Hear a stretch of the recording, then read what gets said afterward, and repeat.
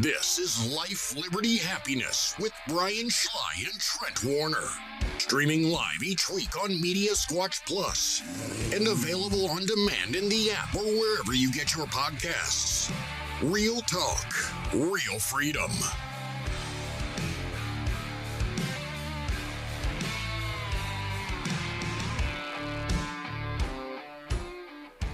All right, everybody. Welcome to another episode of Life, Liberty, Happiness. I'm your host, Brian Schley. We are live in the David Hallnaker State Farm Studios, along with Trent Warner. Howdy. Every week, Emma. Yeah, no, this week is a little higher up. Yeah, I'm a little higher excited. pitch. I'm excited. I am excited, too. Yeah. Emma's pushing buttons. Hello. Every week, Emma, I get somebody to text me that just laughs at Emma. Oh, What? yeah. We did get Why? one. It was a group text that we got. I forgot about this. Emma-isms. Just stuff you say or act. One we got was, if it's the same one you're talking about, but we do get some, is why does she act like she's 40? Or like you're an old woman, like you're I trying to. am an old lady. It was something like that, right? I was Yeah. in bed by 8 o'clock last night. Okay, I'm sorry. That's good for you. Man, we got a great show coming up. Yeah. Can't wait. American Hero Stories is back Yes. this week. Excited about that. Yep, we'll be talking to veteran David Harker later. Right now, we'll get to backwards and forwards. Right? Thank you. Had a fun time this weekend, Mr. Warner. Mhm. I wanted to go. You took Ashley? Yeah, I did not know this. I thought when you asked if you wanted to go, South Boston, right? Yeah. Racing? Mhm. Yeah. I was going to go by myself, and then I'm like, man, I'm not going to the race by myself. Did you take her in case that dude goes belligerent again that she can take care of?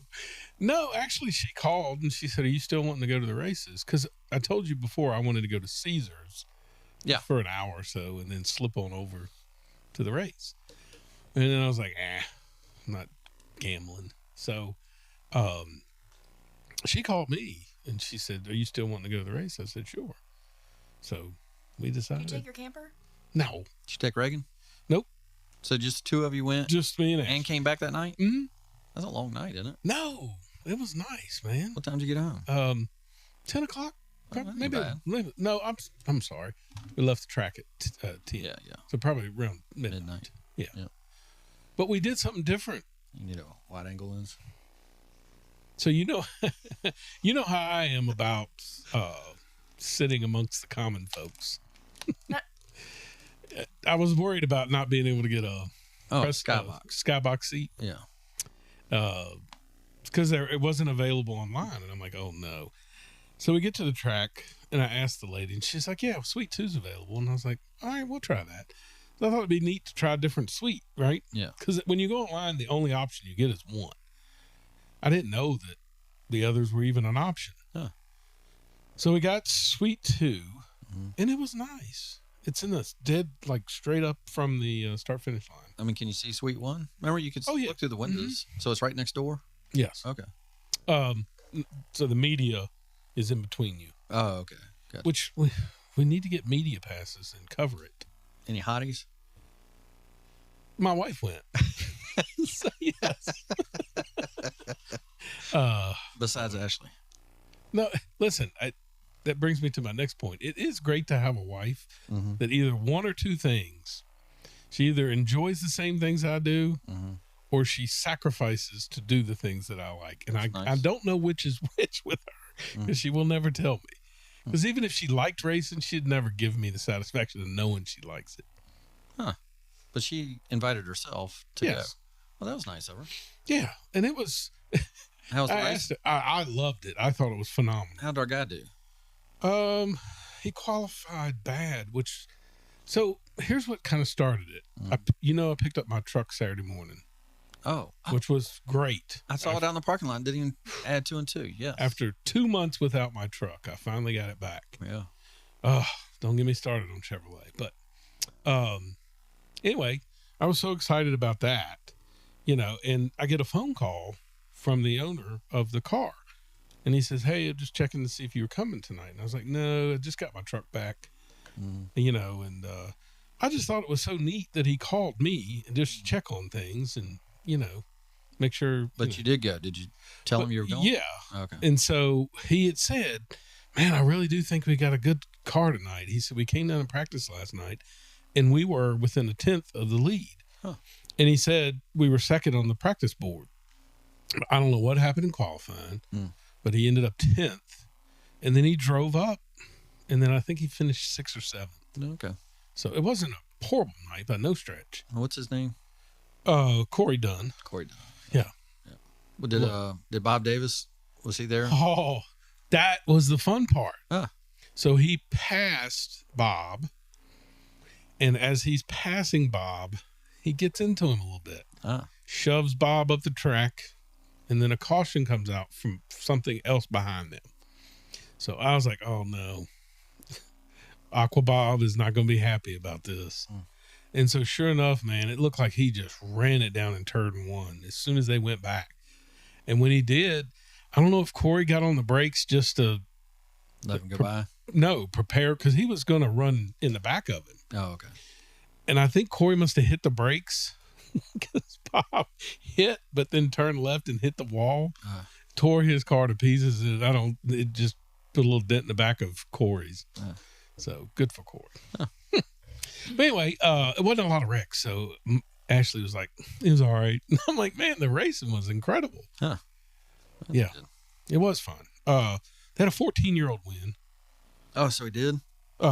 This is the guy from Stanton River Middle School? No.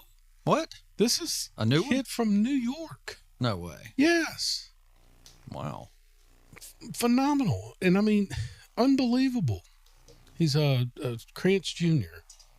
Can't remember what his first name was. It's amazing. Wow. So a 14-year-old. Racing men. So anyway, that was fun. Yeah. What about you this weekend? I think it was just a pool weekend. Really didn't do anything. Nice. You and Ginger? Just me and Ginger. Marty's been on vacation all week with the boys. So, so you left with the dog. I was just holding down the fort. Yeah. Emma? I'm afraid to ask. I went to the lake. Oh, wow. That's right. You were Water doing skiing. skiing. Yeah, I skied all weekend. Water skiing. How'd that go? It was fine. Yeah, you don't Our have any boat injuries. has some. Well, I was sore as can be because our boat doesn't have enough oomph to it yet.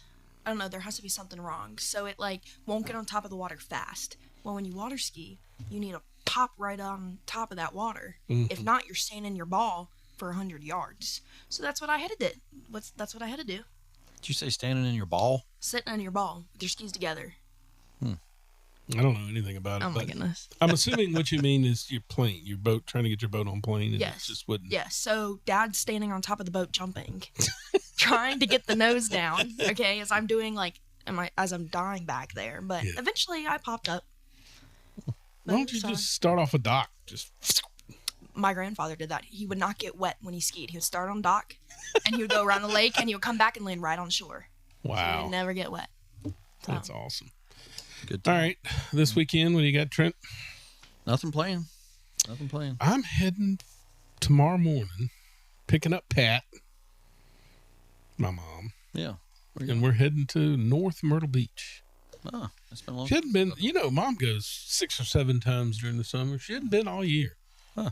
And Reagan hadn't been. So I thought, I'll get a quick trip. And dude, I totally forgot volleyball season. Oh, that's right. So Reagan, of course, made volleyball, so she can't go. So it's just me and Pat. That'd be fun. Oh, yeah, I'm looking forward to it. My mom and me and my mom have the same relationship as you and yours. Mm-hmm. Just you can sit around and chew the fat all day. Yeah, with me and her, it's drinking beer. Well, with me and Pat, it's tea. Is your sister going? Your brother? Nope. Just me and Pat. Huh. Yeah. Let's see if Caroline and Kevin will go. Emma, you got anything coming? Yeah, my sister's moving into Clemson, so Dad and I get to fill the minivan with all of her crap because she's in Colorado. So she doesn't get to do that part. What? You're a great sister. Yeah. So Dad and I are stuffing all of her 326 books and into the minivan, taking a 6-hour drive down to Clemson on Friday. Wow. Moving everything in. I wonder if she's going to the first game of the year. She is. She got season tickets. Oh, they got a big game. Who is it? LSU. That's right. When is it again? Death Valley versus Death Valley. When is it again? It's like the first weekend of 31st, right? So yeah, the 30. Yeah, before Labor Day.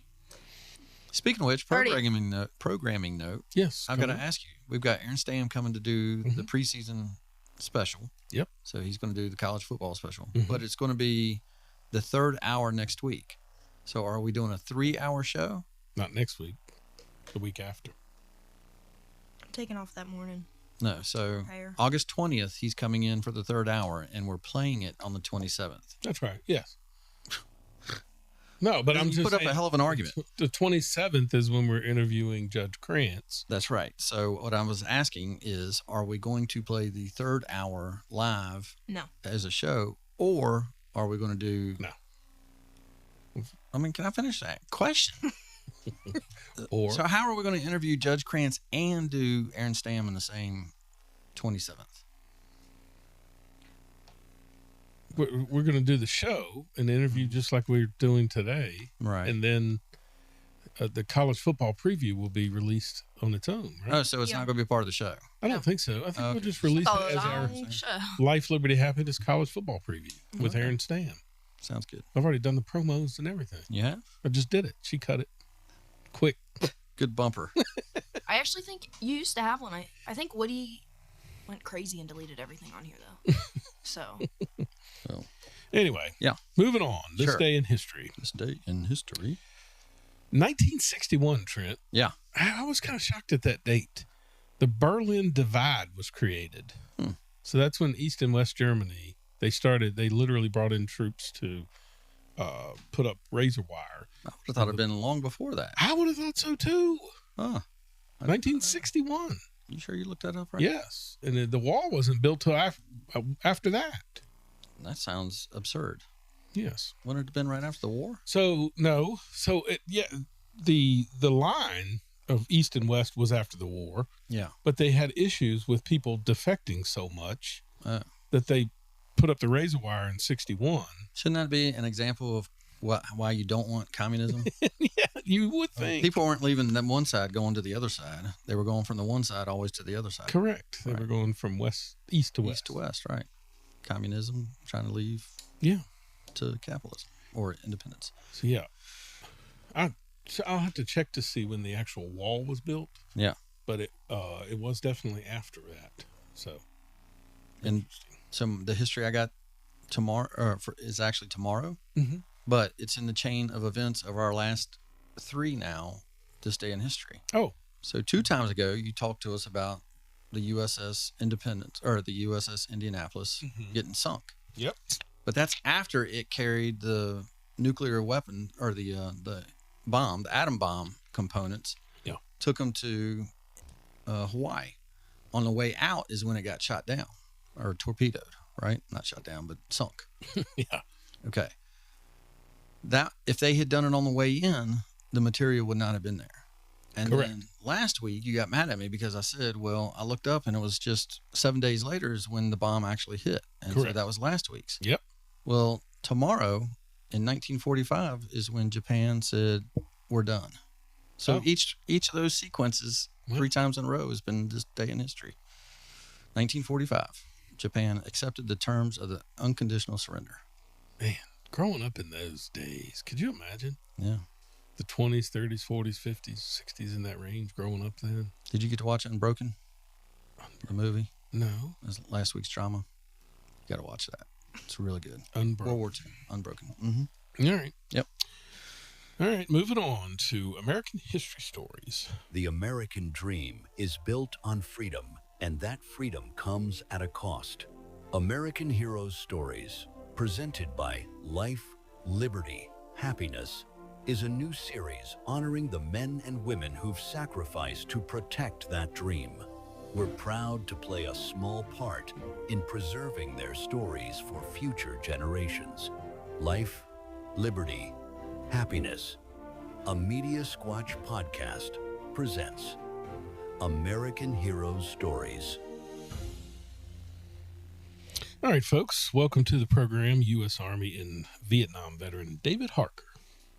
Welcome to the program. Thank you, Brian. Good to be here. All right. Let's kick it off with where it all started. Where were you born and raised? was born in Lynchburg, Virginia, December the 8th, 1945. My parents just moved from Newport News at the end of the war. Had older brother and sister, and I was the third of the seven. So the last five of us were born here in Lynchburg. Oh, wow. And you went to Brookville? I did, Brookville. yes. Yeah, great community, yeah. Schools, life, and church. Mm-hmm. Back then, that was a social life and the life of the community, real close-knit community, Brookfield, Timberlake area, yeah. So what was high school like? Were you an athlete? Was. Played football, I played baseball, and I ran track, yes. Now, Brookville has a history in football now. They've got a pretty good track record of winning program. Was it good back in those days? We won the district championship my junior and senior years, yeah. Oh, wow. I was a starting halfback and a linebacker at 135 pounds. Soaking wet, probably. I had the fire in me. But, yeah, really good program. John Bucker Hill was a coach, and Click McKenna did the backfield. We had two coaches. And wow. Yeah. And, of course, the district was all you won. There were no state playoffs or any regional playoffs or anything. So, oh, wow. Yeah, Appomattox and Alta Vista were the powers to deal with, yeah. Isn't that crazy? Yeah. Kind of still are. Yeah. In their groups. Yeah. Or at least Appomattox for sure, more recently. So what got you into what started your military service? What was your motivations? My unmotivation, I had academic problems at Virginia Tech, and I had to sit out. So young people listening, do not neglect your studies or get deterred. So I had to sit out a quarter. They took me back at Meade Corporation, where I worked in the labor pool. I worked during the summer in the labor pool and made enough money to pay my tuition to school. They took me back early. Flunked out of the winter quarter. So I was planning on re-enrolling in the fall quarter, and I come home one day. First, I had to tell the draft board that I was no longer a full-time student, so my 2S student deferment status changed to 1A immediately. I came home 4 or 5 weeks later, and my mother handed me the greetings letter. So off I went to the United States Army. So you were at Virginia Tech. So what year would that have been? It was 1967. I was in my third year. Wow. In the business. Holy cow. And man, one bad semester, and next thing you know, you got a slip. Let me tell you a little story about that, too, because my father-in-law was an old Navy veteran. My wife and I dated in high school. Didn't get married till I came back home because we'd broken up somewhere along the way. But I was still, good friends with Clarence, great man. And so I went by and said, Clarence, I got my draft notice. He said, well, David, let me tell you something. Before you go get inducted, into the military, you can go join any branch of service you would want to. I said, well, I didn't know that. He said, yep. And my advice would be go join the United States Army, because you'll have 3 square meals a day. You'll have a warm bunk to sleep in every night, and nobody will be shooting at you. So I used to tell that story in the POW camp, and the guys would laugh. And they said, why didn't you follow his advice? I said, well, when I found out that I'd have to extend, for another year, I only wanted to do 2 years and go home. So I ended up with an involuntary extension along the way. Wow. I did more than my 2-year draft years. All right. So where you're drafted, where's basic training at? Fort Bragg, North Carolina. Fort Bragg, North Carolina. Yep. Yeah. And A82, best damn company on the hill, Sergeant. Let's go, Sergeant. So were you terrified? Were you fearless? What are your emotions at that stage? No, I was just waking up real quick. I said, oh, okay, here I am. And when I'm out of training, I'm thinking, I had a better deal at Virginia Tech than this. Getting up at 5 a.m, going out and double time marching, about an hour and coming back and cleaning the barracks up. Yep. I was just a little old PFC. So were you thinking, were you knowing that at that point that Vietnam is a reality? And has that set in, or is it even thought process at that point? Well, at Virginia Tech, my good friend Steve Neese was in Shank's dorm with me and down the hall, and we'd watch Walter Cronkite every evening. And we were aware the war was going on. I knew that, the numbers were increasing, our involvement, our military involvement. And where it really hit me is when I got to Fort Polk, Louisiana, and like a Spec 4 sat us down and said, "Okay, guys, you're going to go to Vietnam after you finish advanced infantry training." It's like, whoa. Yeah, I knew it was coming, but. So you said a Spec 4? Yeah, specialist fourth class. Okay. Yeah, you'd think a major or general would be telling you that, right? Mm-hmm. Wow. Now, did you choose infantry, or they just told you, or was that something you wanted to be? That was the process. When my G3 testing was really good when I came in the Army. So first lieutenant brought me into the office, and he said, we could send you to OCS and you could pick any branch you want, I said, well, I'm interested in flying, maybe helicopters.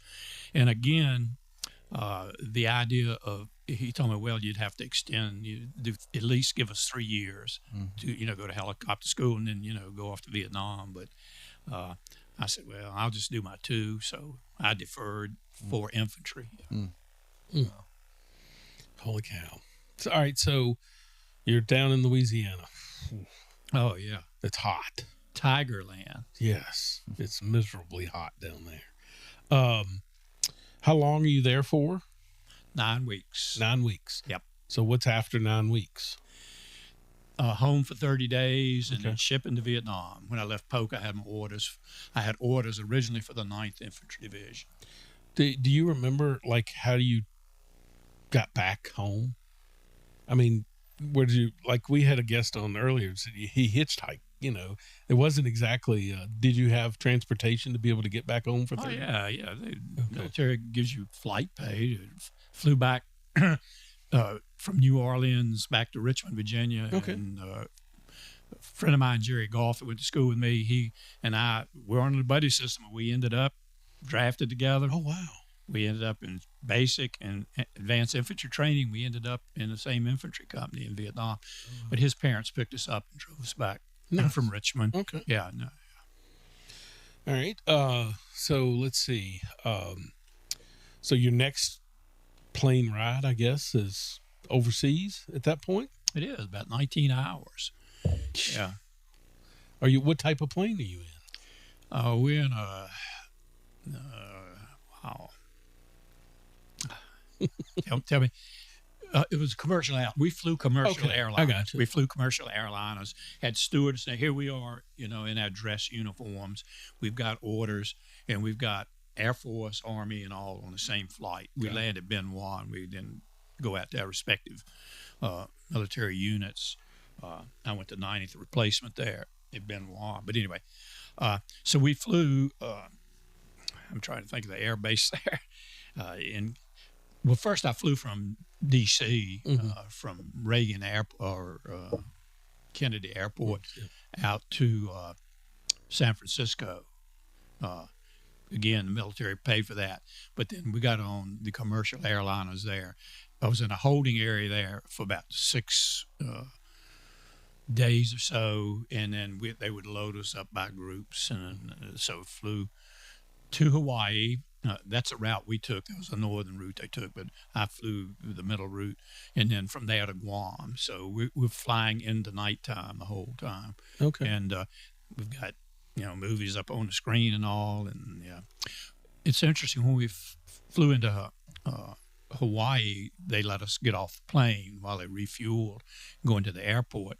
Well, I'm sitting beside a man that's got orders for Air Force, and he's all upset. He said, I said, well, I'm infantry, I ought to be a little more worried than you. Just calm down. You could probably be at a secure base. You're not going to be out hunting down the enemy. And so get back on the plane, and he does not get back on the plane. You're kidding. He jumped ship. He went AWOL? He went AWOL. Holy cow. And the stewardess came through a little while later and said, was so-and-so? I said, yeah, she got his papers. And so I don't know whether they arrested him later or not. But no kidding. You can't hide out too much, I think, in Hawaii there. Yeah. Yeah. They'll find you. Yeah. God, it never crossed my mind that that's a reality, but sure. Yeah. I mean, you're 18 years old at this point, right? Well, Brian, you think about it. Here you are operating search and destroy missions in the middle of these villages, rice paddies up in the, and you just don't think about dying. You don't think about getting ambushed. You just, okay. It's not in your mind, When you do get hit, that will come later. Yeah. Then that's when, Okay. the fear sets in and, the chaos of combat. Yeah. Did you think you were trained as an infantryman, ready for it? I mean, like, were you confident going? I was. That you knew that you We had good training, yes, yeah.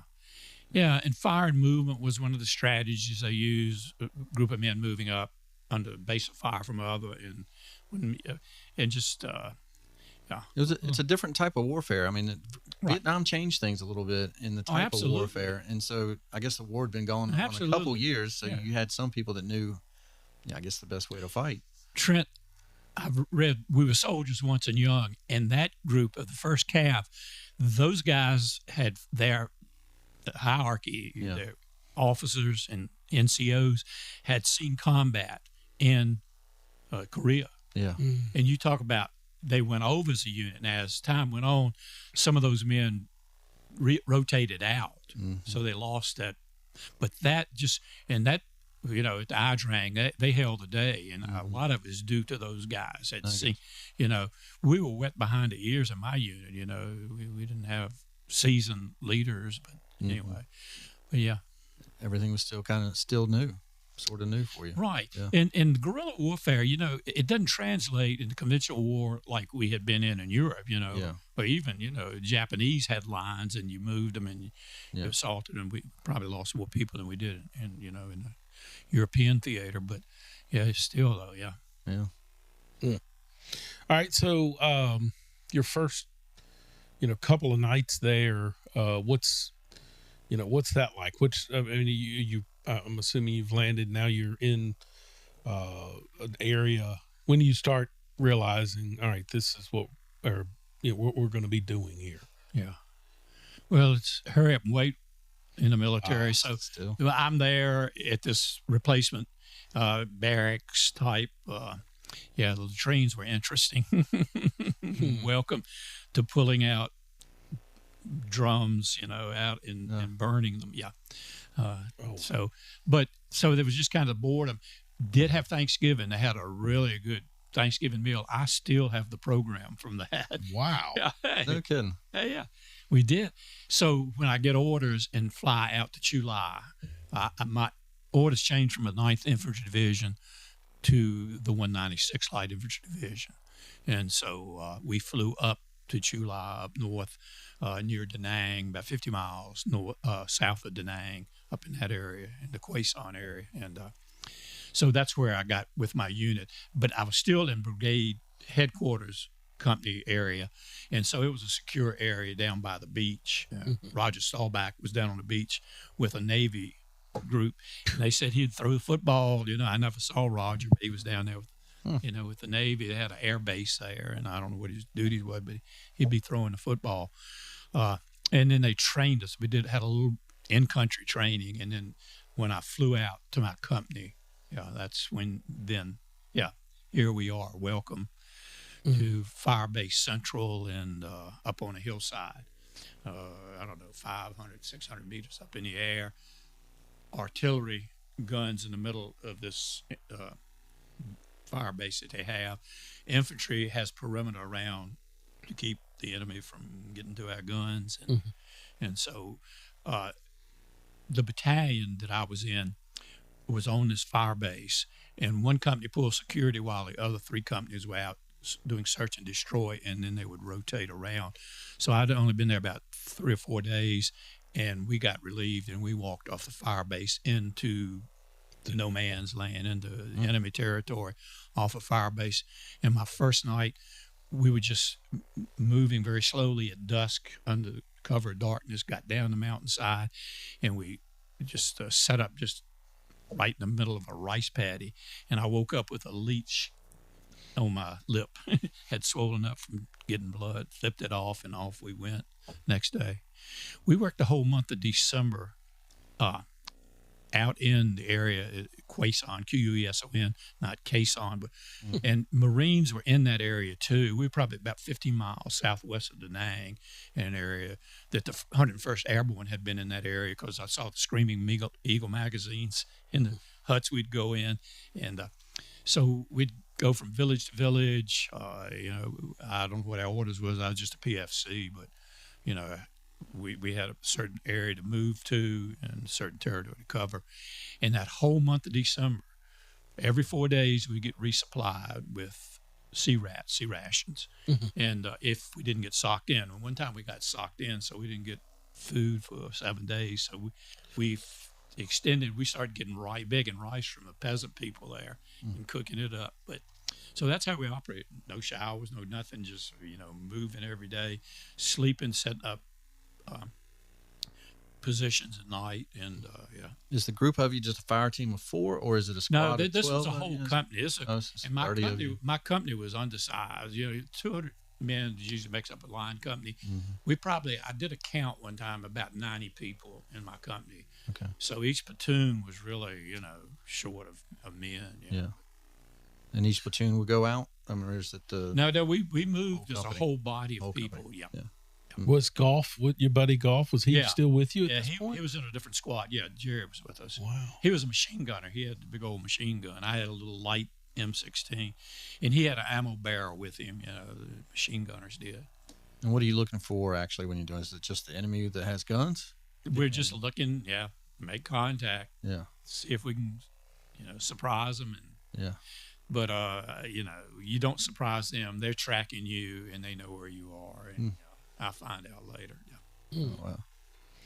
I mean, you are in their country, and they know it like absolutely. We know our own ridges. Yeah. So when do you see your first gunfire battle?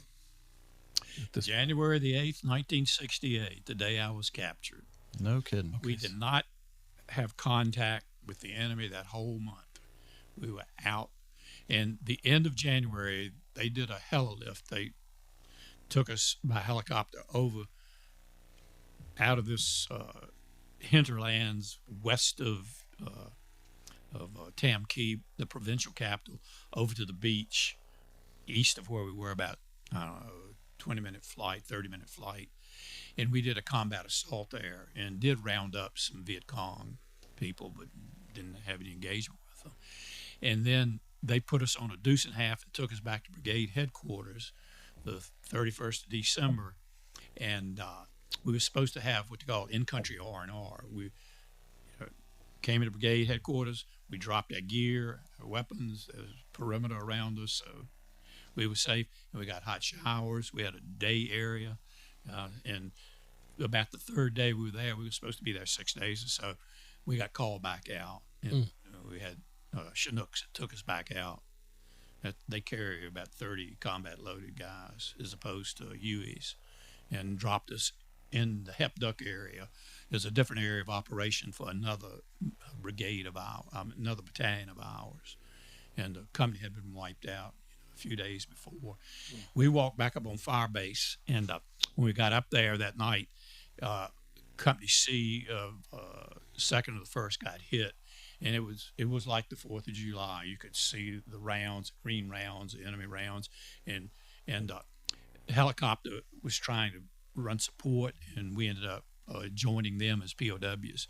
Frank Anton's crew, they got shot down that night, and so anyway, the guns were off all night. They were shooting flares out, and so the next day we walked off fire base, picked up helicopters, went into that area where they had already removed the bodies, and there were still stacks of North Vietnamese troops around that hadn't been removed. And so that's kind of the first time in the helicopter. Anton's helicopter had a tail boom up in the air. He had to auto-rotate. He had a rice paddy dyke, but anyway, they had already booby-trapped it. And we were looking, and the crew was missing. They were missing in action. The co-pilot had made it back to friendlies. Okay. He got back to an Arvin camp, and but the other 3 on a helicopter, Anton the pilot and 2 door gunners and crew chief Robert Lewis and Jim Feaster were missing in action. I ended up being prisoners with them. Young was 3 years. Yeah. So tell us about how that goes down. I guess how do you become a prisoner at that point? We set up camp that night. We went into the area where they had been hit, and you could tell. I saw one of them they had a perimeter set up, and I saw a bush hat with gray matter in it. Okay, that hadn't been removed from the area, so I envisioned, when the man had his, but instead of his steel pot, put his bush hat on, not relaxing, but he knew somebody, and they hit him, I think, from within. I think they had spider holes inside, and they hit him from outside, and killed a lot of them, just pretty much wiped the company out. Anton said that when they rolled in on the gunship, he wanted flares on both sides, but he only got one flare, so he didn't know where to put his gunfire. So by the time he came back around, he got hit. Hydraulics knocked out, so he had to auto-rotate and hit the ground and get off the ship. But so we set up that night. We thought we were going to get hit, but we didn't. And we operated a couple of days just sweeping down through the valley with a couple of the companies trying to locate the enemy. And the 3rd day, we swept down, started early in the morning. About noontime, we broke for lunch. And the other company we set up a perimeter, and a helicopter brought us some resupplies and took some gunfire. So that's when a squad of men left the company. CO got on the horn and said, hey, I need a couple of riflemen for each platoon. And so about 20 of us. I did not have a good appetite. Other guys were eating. I didn't volunteer usually, but I picked up my weapon and I went off with the group. We did a fire and movement into the village where we'd been earlier in the day, and we got into the village, just women and kids in there screaming, and we didn't hit anybody, but they were down. So civilians were caught right in the middle. That always bothered me a lot. And so they forgot to tell us. We decided to go in the village Catacorn and back across the Lau River and go into that village online. And maybe they were there. They forgot to tell us that's where they were.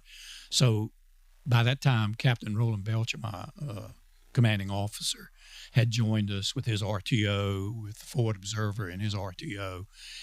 And we set up a little staging area right on the banks of the Lau River. And Belcher said, okay, we're going to make a file of men, get online, and we're going to go into the village. So I'm the last man in a file of men. And so I'm in the middle of the river, men in front of me, some of them already kind of set, ready to go into the village, waiting for all of us. And I got my M16 up at Port Arms because the river's pretty swift. It's up, almost to my waist, and pretty, and I hear mortars going down the tube, and I said, we don't have a fire mission. And I knew then. And what they did, they walked the mortars in on the men who were already out in the open and pushed them right into the ambush and just withering fire and killed. The last I saw Captain Belcher, he was running point. Now, your captain's supposed to be back there. We left a rear support of 5 men, all of them enlisted guys. I don't even know whether any of them were above the rank of E4, but anyway. Killed him, his RTO. They killed the RTO, so we didn't have any radio contact. And I come across the river, and I join is a creek that comes into the river, and 5 men have gotten shelter behind that creek bank, including my first sergeant, Richard Frank Williams, who had been in combat in Vietnam, and he became our leader. He was in charge now, and it's good to have good leadership. Top was 41 years old, and so he got us together, and we fought them off. They were on top of us, and they would come down, and they couldn't see us crossing this path to assault guys on the other side of the river that we left as a rear support, and we were shooting them and dropping them. We had a machine gun across from us to our backs, but we were facing them because we had our backs to the creek bank, and So we told them, to start firing, and the gun was not operating. And next thing I look, and they were gone. They weren't there. Oh. So we were on our own. We started throwing grenades, and like I said, it's hectic, it's chaos, it's just a deafening noise, all the gunfire and all, and so they don't hit any of us, and we're throwing grenades, and I think, and this is what I believe, just from thinking about it, and the way they operate, they usually would overrun you and take prisoners, overrun you, kill anybody, that once they control the battlefield, either hide on back in the bush if you held the day. Well, they were in charge, and so I think they had orders to take prisoners. I believe that. Okay, and so they pulled back. Well, the little lull, Top said, "Okay, we're going to low crawl because we got this creek bank, and we're going to shorten the distance across the open rice paddy back to our CP." Because in the open rice paddy with fire, you get shot, But that's about all we can do is get back and try to fight another day. So we start low crawling, and we get to the place where the creek bank levels off, and we can see them. They're walking in the tree line. Oh. So we start moving, hoping, and they spotted us by the time. And we got a creek bank up behind us now. We got to go over that. And Michael Oliver and I are the last two men down in the creek bed. And once they spot us, they start firing. Top goes over and he yells back. He said, the next man that comes up, you got to get down quick. He said, this fire is heavy. Ollie, I'm looking at him. He's got this ashen look on his face. Wiry country boy from Tennessee. He'd been in country 8 months, so I'm the low guy. He goes up and over the right, and he starts screaming. He gets just torn up. He didn't get down. And then I hear Top trying to keep him from going into shock. And he says, Ollie, just take it easy. He said, take it easy. He said, I'm hit too, He had already taken a round through his hand. Top had, and hadn't said a word, and that was the first I knew, And then Ollie just dies, and he said, Harker, just hold your position. He yells at the guys, we're using voice command, and we're going to get help. CP's going to come up, and help us out. And well, they start coming at us, and so we're shooting them. Yeah. And again, they took. It wasn't their normal way of operating, so they had to have had orders, because they could have swept it and just done us in. And, they outnumbered us, about 20-1. Wow! And so for about 2 hours, that's how they try to outmaneuver and get around to us. In fact, one time during the day, somebody yells, "Some friendly's coming up behind." So out of the 6 of us, 5, Ollie's been killed, so there are only 5 of us. I found out later Sergeant Booker got killed, of the group that had gone up and over the rice paddy. And anyway, so one of the men, right after the initial ambush, Vince Coughlin from Philadelphia, I'd taken training with Vince. His M16 had jammed up, so we only had 5 weapons. We had 2 M79 grenade launchers and 3 M16s, which isn't a whole lot. But anyway, again, they try. Well, somebody yells, no, it's the enemy. Anyway, they're still coming to us, and time's passing, and I hear at some point a voice, rapid Vietnamese voice, rapid fire voice, the tonal sound, that language, and Top stands up, and I'm right below him, and I look up. I turn in a 90 degree. I'm still down in a prone position, as low as I can get, and the Vietnamese that picks him up has a pith helmet on. He's got his AK-47. And Top told me he didn't have his steel pot on because during the day, a round hit his steel pot and ripped it off like a can opener. Holy cow. It's a 2-piece set with a web gear and plastic piece with the steel pot down on it. So he stands up and he knows, so he diverts a guy from me. And so I lay back down, and I don't have Top anymore. So are you by yourself now? Yeah, I'm the most forward man. the other guys he's gone. So now you're just just laying there. But let me back up, because I tell this. I have a testimony. Grew up in a good Christian family. Made a profession of faith when I was 9 years old at Westland Baptist Church.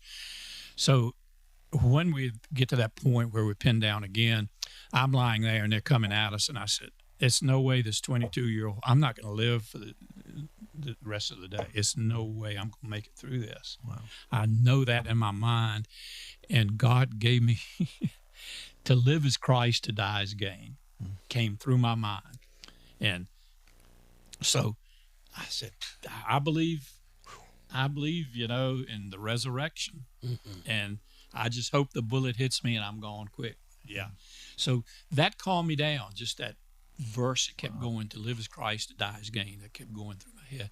That calmed me down, and I said, yeah. And I'll fast forward and back up a little.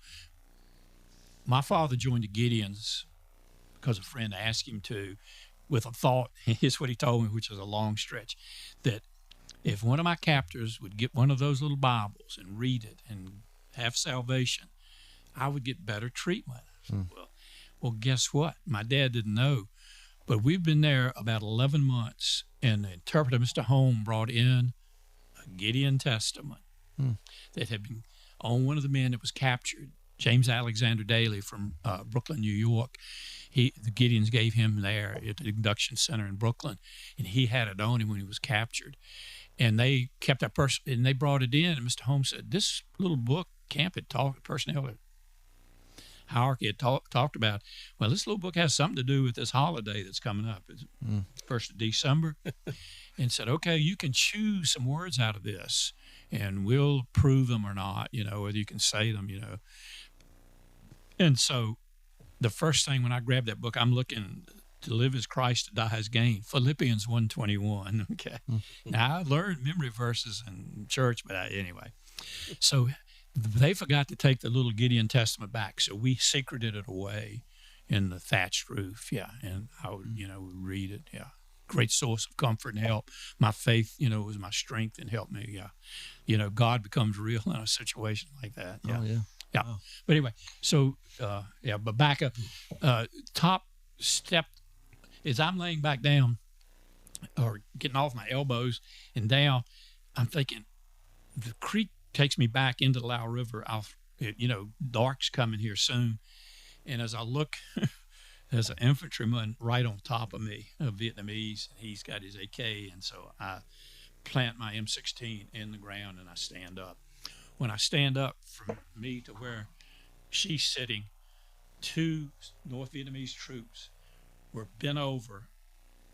One of their dead, who had almost made it to us, had a big gut wound, and they were taking his ammo and his gun. They were policing the area, and they hadn't seen me till I stood up. They were almost at me, and they came over and they stripped me down, and they put a man in charge of me that had a sidearm, and so I figured he was an officer. They had rifles. They went around policing up the dead Americans, getting all the ammo and weapons off of them. And this guy's in charge of me, and they own the battlefield. He's walking in front of me back to this village where they ambushed, where they were coming from and attacking us. And so I'm frantic. I've been taught to escape as soon after capture as possible, which, makes a lot of sense. Don't get, I've got the guy. I've got my hand over his mouth. I got his arms pinned to his side. And I got to kill him, but I can't make any noise. He's got a bayonet in the scabbard, and I try to get the bayonet out of the scabbard, and I can't. It won't come out. In the struggle, he starts screaming bloody murder. And I mean, it's like you just on rapid fire. Your brain, there's a trail that we've been on, and it's funny. I'm thinking I'm pretty fast, and when I would steal second base, I was a leadoff guy. I'm pretty quick, Yeah. Ran the 220 and the 440. I said, but I got I'm thinking about my combat boots slowing me down. But anyway, that's amazing. In the struggle, he gets the bayonet out. He stabs me in the back, just a superficial wound. I had some complications from it later. I get his 45 American issued Colt off of him, and I put it up to his head, and he wheels away from me, and it's not locked and loaded. Oh, wow.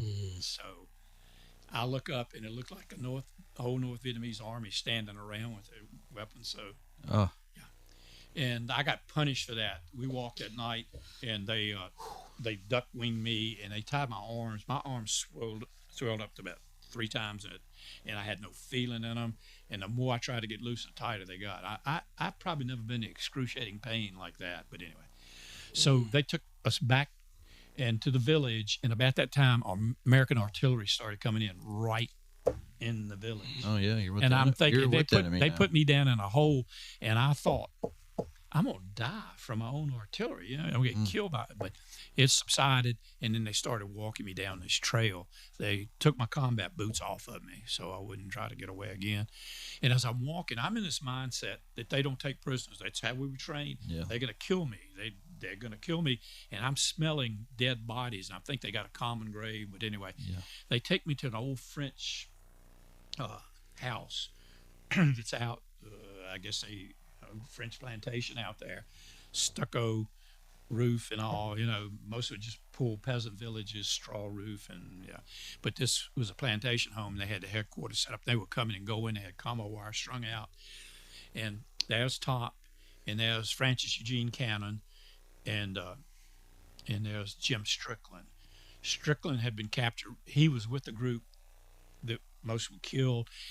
He said that the men that you're supposed to stand up and attack the most intense fire. That's the training. Well, your natural instincts to hit the deck, and he said people were hitting the deck rather than standing up and assaulting them. And he said the bullets were going through the rice paddy dikes, killing guys. But he said a round hit near him and knocked him out. When he woke up, they were already dragging him off a battlefield with commo wire around him. But it was Strickland. Cannon had been with my group, and he had gotten to a point where he had a bird's eye view, and he was telling Top, you got somebody coming to your right front about 20 meters away, and Top, without exposing himself with his wounded hand, would set that M79. And during the day, Top's M79 exploded on him, and Ollie, that died there beside him, had a basic load at M79, so he started using the Ollies. But anyway, so Were you with all that firefighting? And you just had the M16? Are you running out of ammo? Are you trying to conserve it, or are you did no thought? Well, they're not coming, in mass. They're just 1 or 2. Occasionally, Top would say, just spray out front with automatic. Gotcha. I said on automatic. No, I still had ammunition. Oh yeah. Wow. Whew. You're listening to Life, Liberty, Happiness. We're talking with Army veteran David Harker. Yeah. Take a breath for a second, man. That's intense. David, you've only been, honestly, just December and January, right?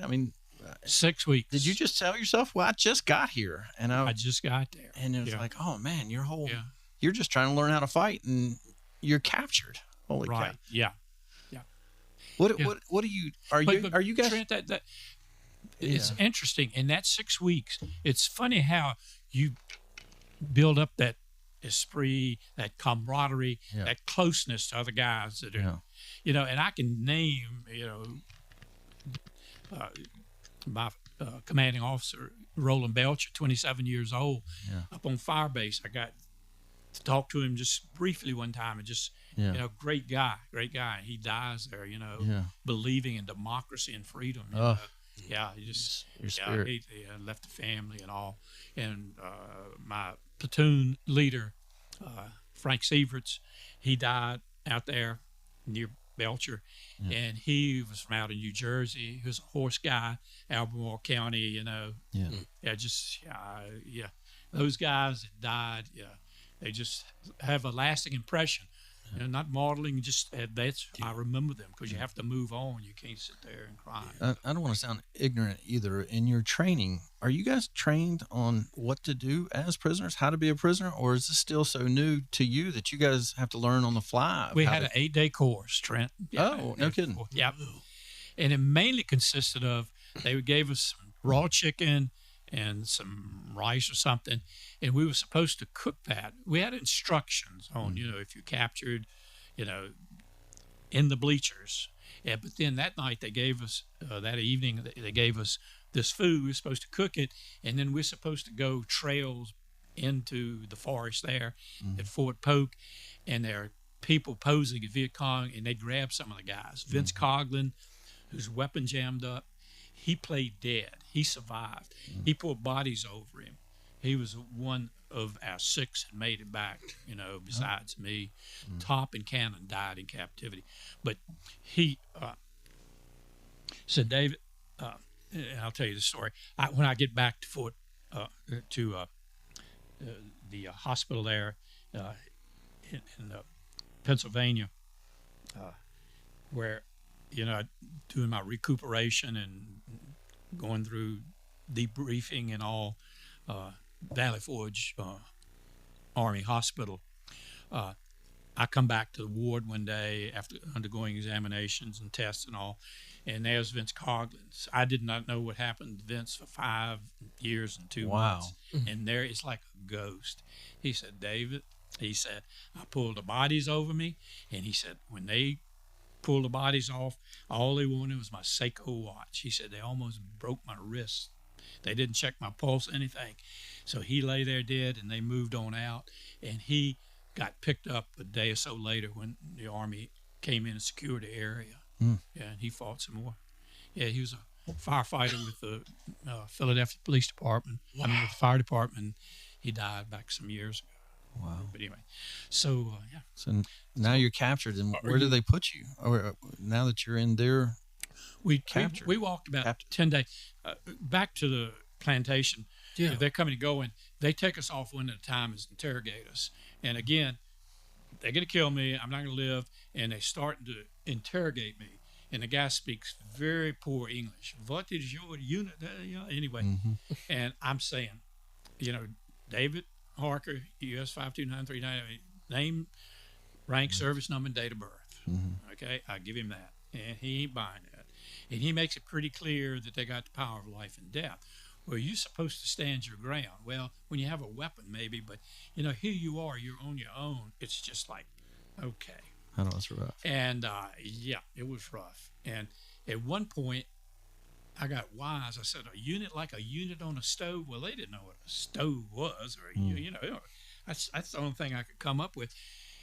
But he did. I know he said to him, "This wise guy, I'm going to take him out and shoot him if he doesn't get right." And they all started laughing at whatever he said to him, because the riflemen were standing around. There were people that were doing the work and going, but some of them were there watching. Took me back. Anyway, we walked that night under artillery barrage, B-52 bombing close by, and just kept moving. And so about that 6th day, we came to a village. Now we're getting farther away from friendlies. Okay? Yeah. We're going farther west into their territory, where, up in the mountains, the Trung Sun mountain range. And they do an interrogation again in this village. And again, I don't want this. I've had enough. I did survive combat, but I don't want, I don't have any military secrets, but I don't want to be pushed to the limit. And so they take me down, again, take us one by one, took Top first. And he comes back, he said, don't tell him anything. I said, I'm not, I don't know anything. But yeah. So I sit down on this bamboo bench. There's a little bamboo table there. And here's a kid, looks like he's 16. He's got a fixed bayonet. He's standing beside me. He's my guard. And in walks Mr. Bay, interpreter, who I had met previously, and I saw him later. He works at Region. He comes in, and he's with some high-ranking officer. The guy's got a cut across his face, and I can only imagine he was in a bayonet fight with French soldiers during the French. And he means business. And I'm thinking, whoa, he's a hardened infantry guy. And he, kept going on, and it went on. And he finally hit a nerve. He threw the interpreter. He said, well, what about your family back home? I had not thought about my family back home until then. I almost cried, you know. It's like, oh, no, And anyway, so I thought and he made that clear. He said, we can do you in. You need to tell us. what you know. Well, what I know. I'm Right. a PFC. I don't know Been anything. there 6 weeks. It's a but it's just a breaking you down. Yeah. So I'm thinking, once they take me out, put the blindfold on, and I hear the clicking of them locking and loading, I'm gonna just tell them whatever they need to know, whatever that might be. But they took me back, and Top said during interrogation, we'll know what unit he's with. He said, I'm with the 1st Cavalry Division. He still had a 1st Cav patch on. And they said, no, you're not with the 1st Cav. You're with the 196. He said, okay. Yeah. Play the game. So, yeah. So you guys are able to communicate with one another? They didn't have you isolated, or? Okay. On the last day, we come into this village and spend the night in that village, and that's where we see Anton and his 2 crew members. They walk us past them, and they look like they've been on holiday. We're dirty, grungy.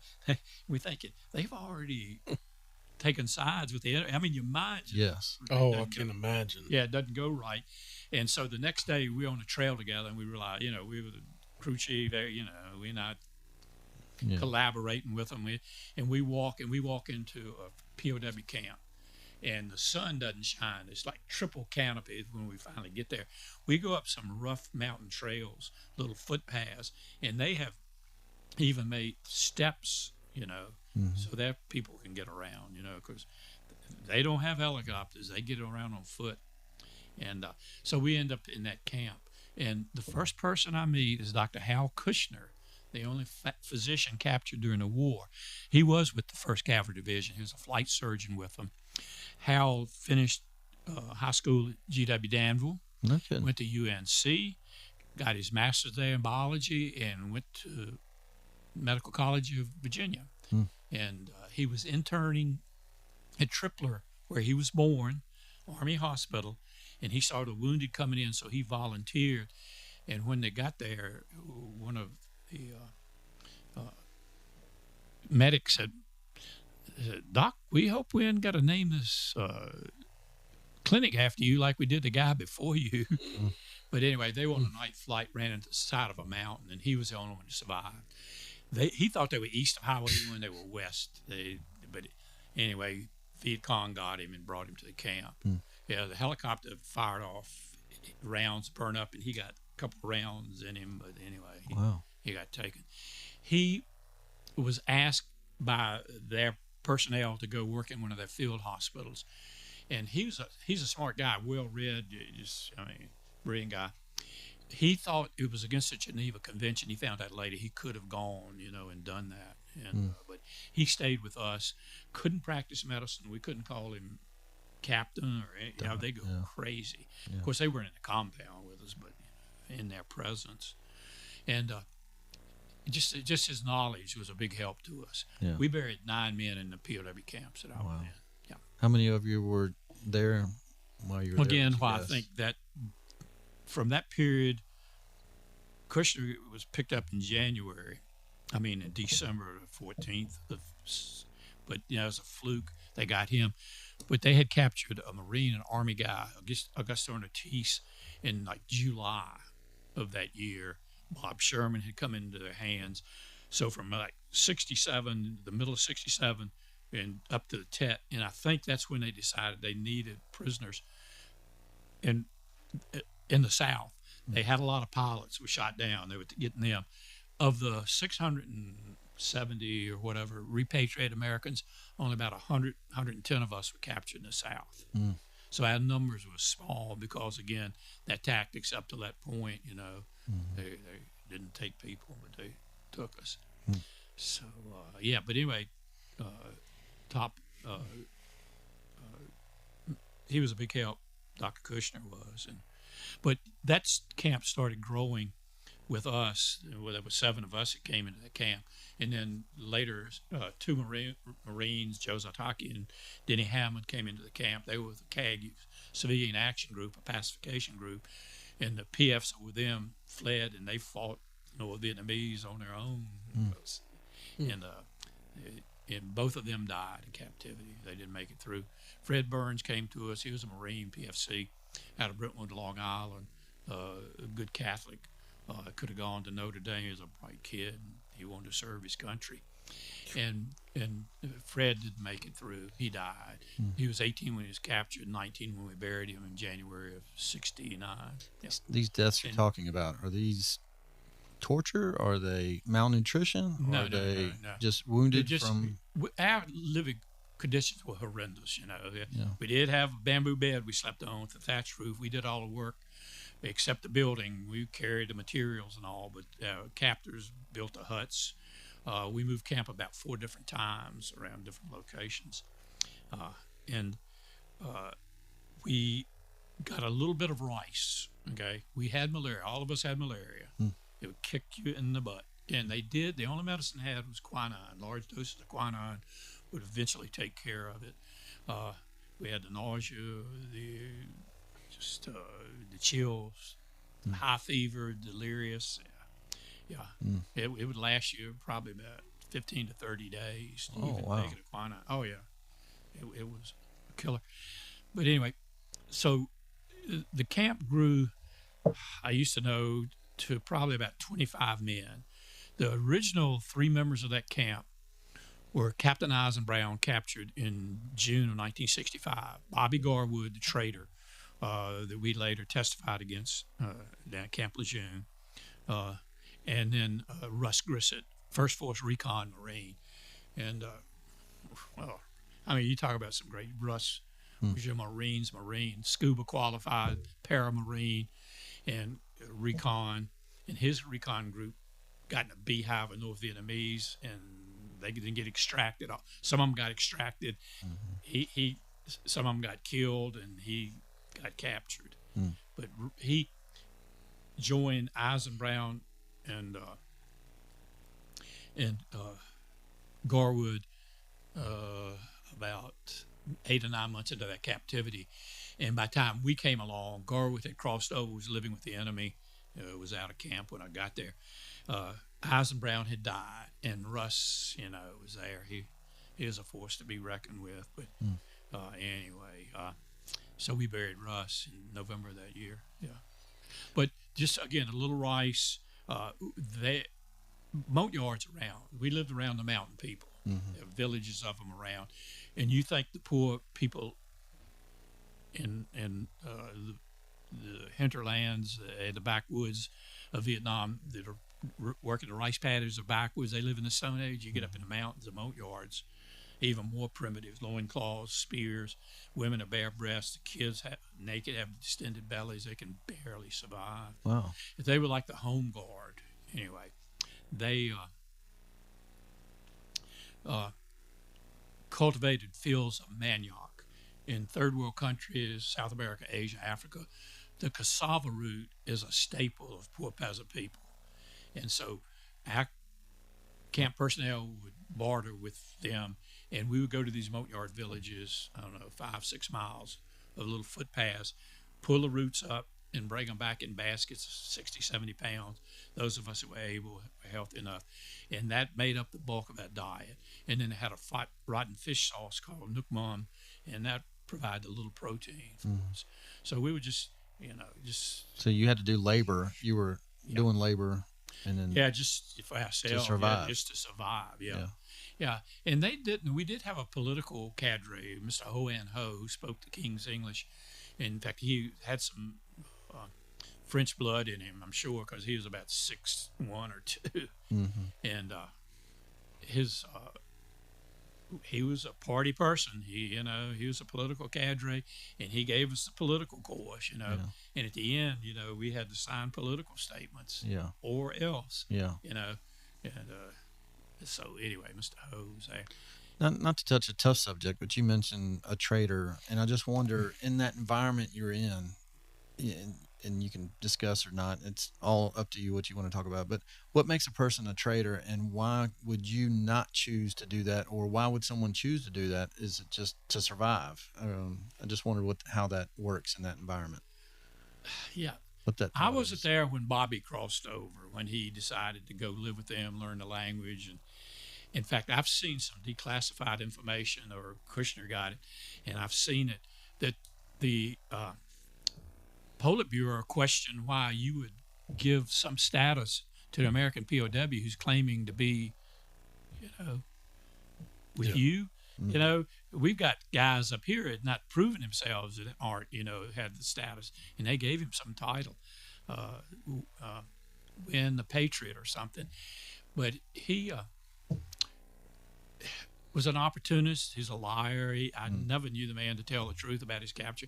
He would come in the compound from time to time, and he did tell us that he would go down into American military areas, and he would go to the bullhorn and tell the guys to throw down their weapons or whatever, and he would get shot at.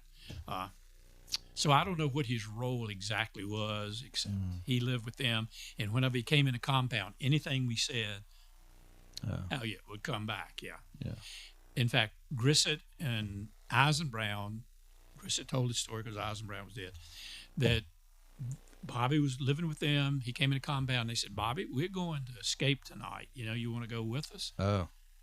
Well, next thing, here comes the camp commander with all his henchmen and said, you understand they went on escape that night anyway. They pulled the punji stakes up. They went through the path, the punji stakes, and they wandered around for about 2 or 3 days. Grissett said they would hide out during the daytime and walk at night. And when they recaptured them, they finally, they didn't have any food. They recaptured them. They brought them back to camp in about 30 minutes. So they didn't really get, they just, 3 days and still just 30 minutes away. Wow. That would be us. Yeah. Wow. But the whole ordeal we went through, it's amazing. I say it was God, and God gave a lot of good people to us. We learned to pull together. Okay, surviving without anything, you can become, pretty selfish, right? Yeah, I'm going to make it out. And so here is how I explain it. We would kill Camp's chicken if it came in a compound. Russ would, and his philosophy was kill the small pullet chickens, don't kill the big one. I said, Russ, you're taking the same risk.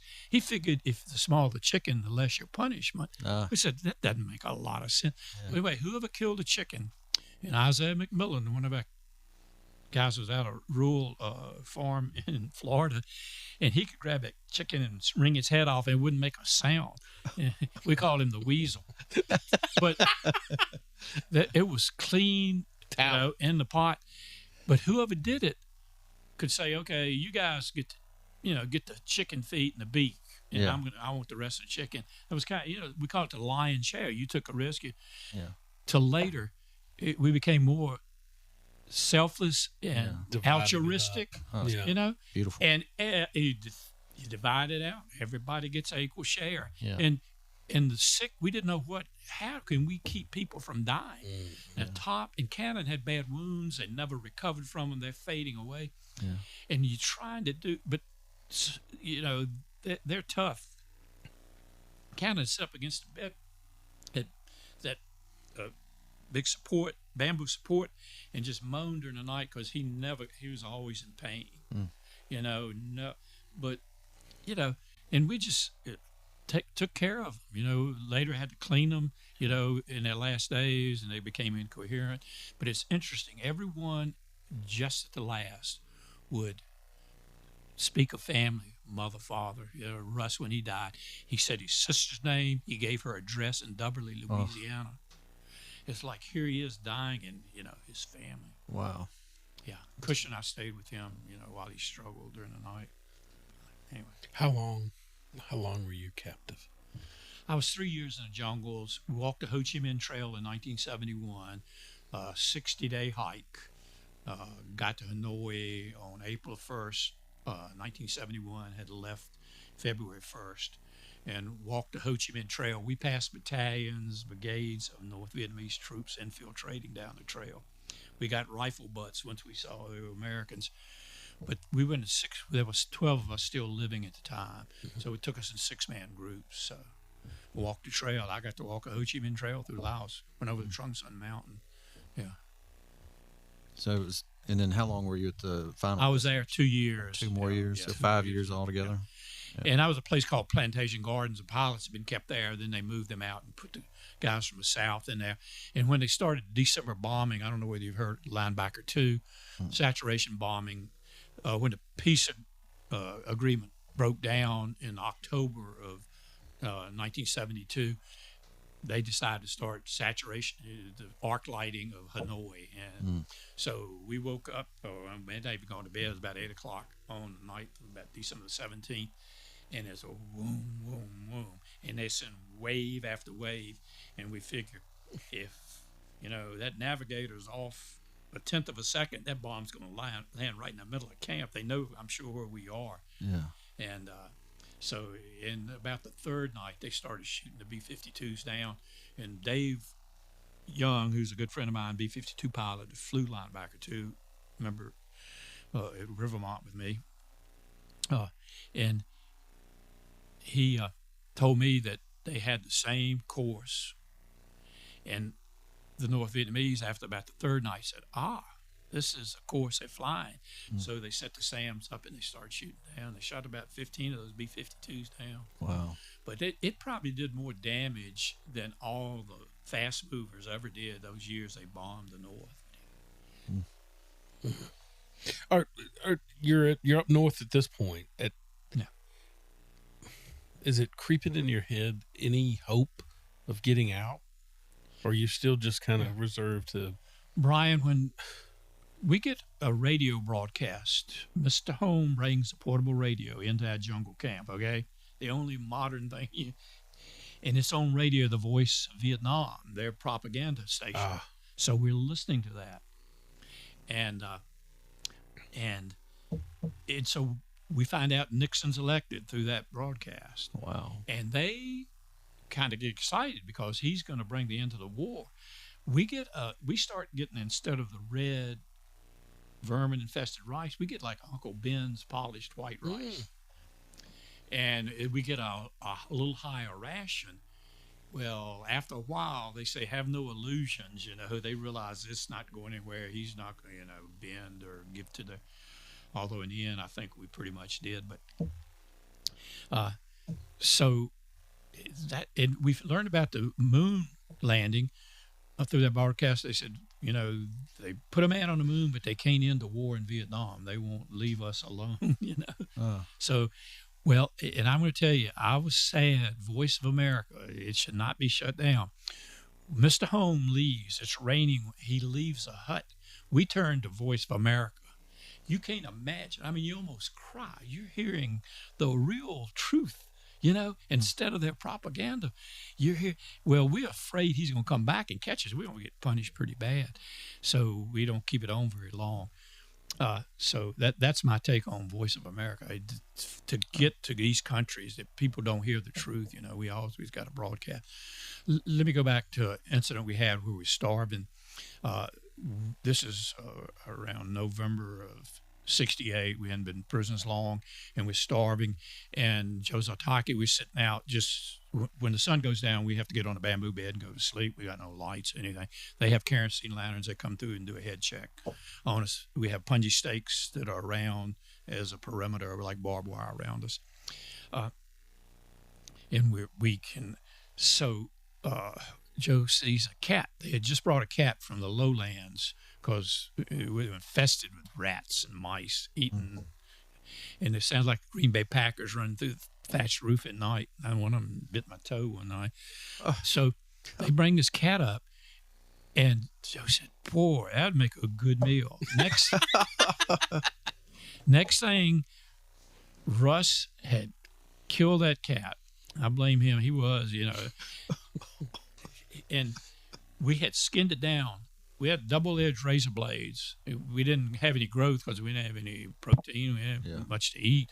But they did bring a razor blade once in a while for us to shave. And we hid, for medical purposes, Lance Boyles, Dr. Kushner uses an instrument.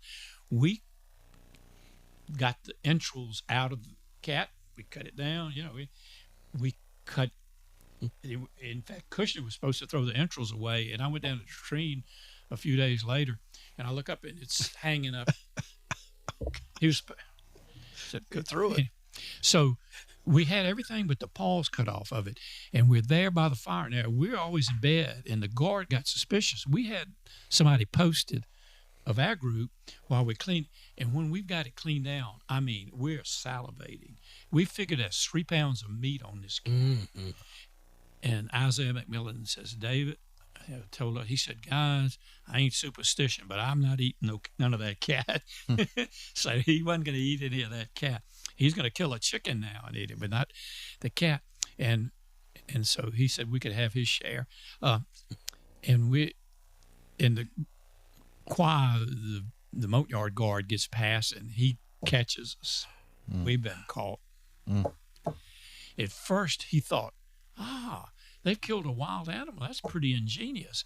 When they found out it was the camp's cat, and the camp commander came down, and they got the lanterns out there. It's like a Japanese war flick. And we're thinking, whoa-wee. So before they get down, some of the guys have fled, gotten back on the bed. I'm in the middle of it, and some of the other guys, and they know. And so we're standing out.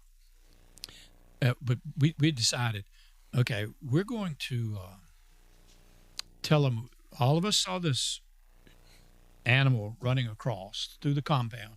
We grabbed rocks and we threw it at it. We killed it. And, we thought it was a wild animal. And we realized, we weren't going to come tell you or whatever. So, because we knew they like to single somebody out as a scapegoat to, and so that's the story we stood by. And so Garwood's out there, Mr. Holmes interpreting. We love the camp's cat very much. You've killed a cat. And we're thinking, really, you people would have eaten it too, Mm-hmm. Sure. Yeah. So we're there.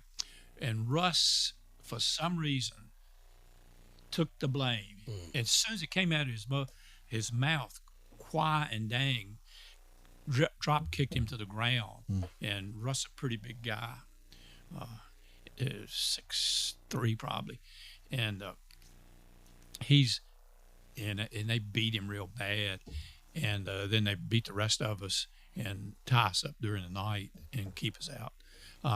And took me and Strickland, and we had to bury the cat outside the compound. We always figured they dug it up later and ate it themselves. But so that was the aborted food project. Are you guys making names for the captors? Are they around you enough that you know personalities and who they are, and like you make up names? Or are you even picking up the language? Yeah, just words. Yeah, we do.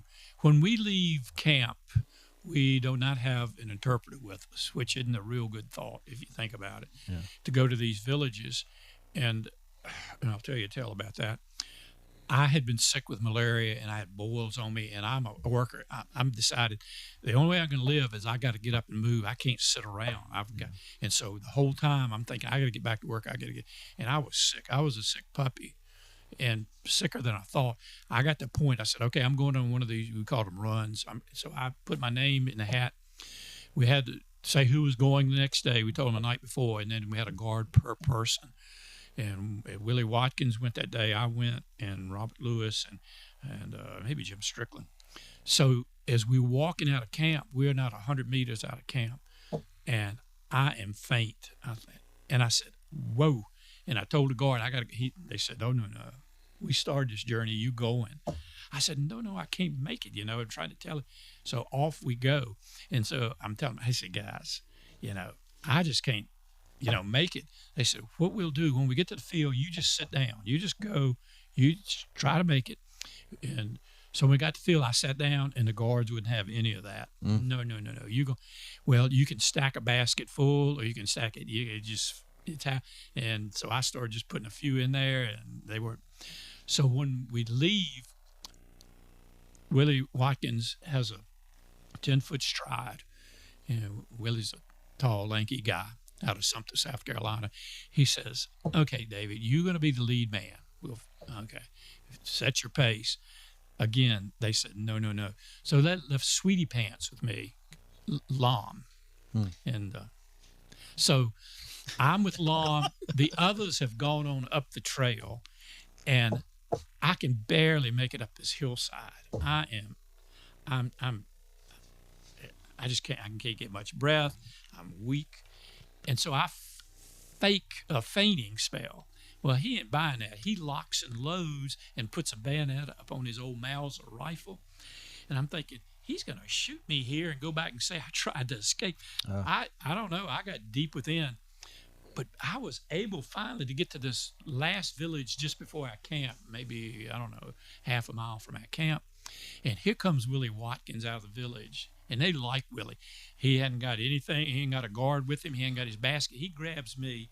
I mean, I almost hugged the guy. I mean, he grabs my basket and me, and off we go. And I managed to get back, and I've recovered from that, got better. Wow. But anyway. So, it was good to know, we didn't know the language that well, just a few words to get by. All right. So how does it end? How do you end the POW? The peace agreement, the Paris Peace Accords, was signed in January 1973, and it provided for the release of prisoners, theirs and ours. Were you aware that this was We knew it was coming? And the bombing had stopped. It was silent, so we figured they'd gone back to the table. And Jose Anzaldúa was captured.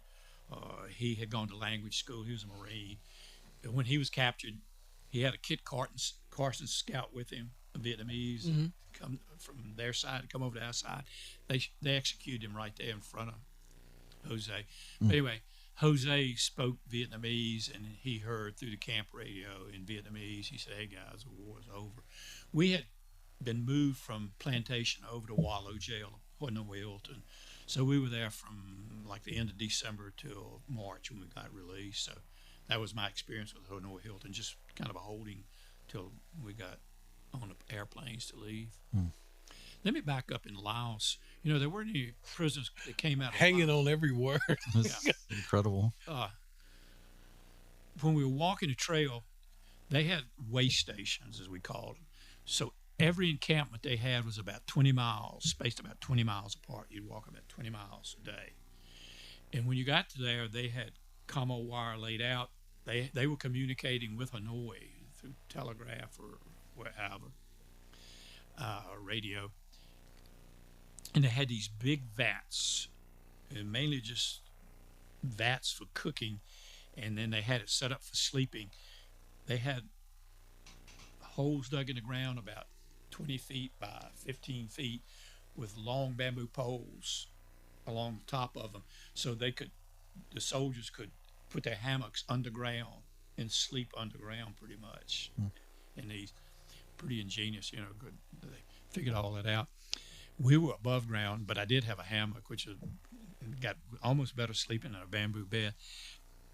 So we would, once we got over the Trunk Sun Mountain Range, we had our own food cooked, but we got these way stations, they were cooking for us. We would go draw rice out of these big vats, almost like an entrenching tool. They were shoveling the food out, cooking up, just in vast quantities.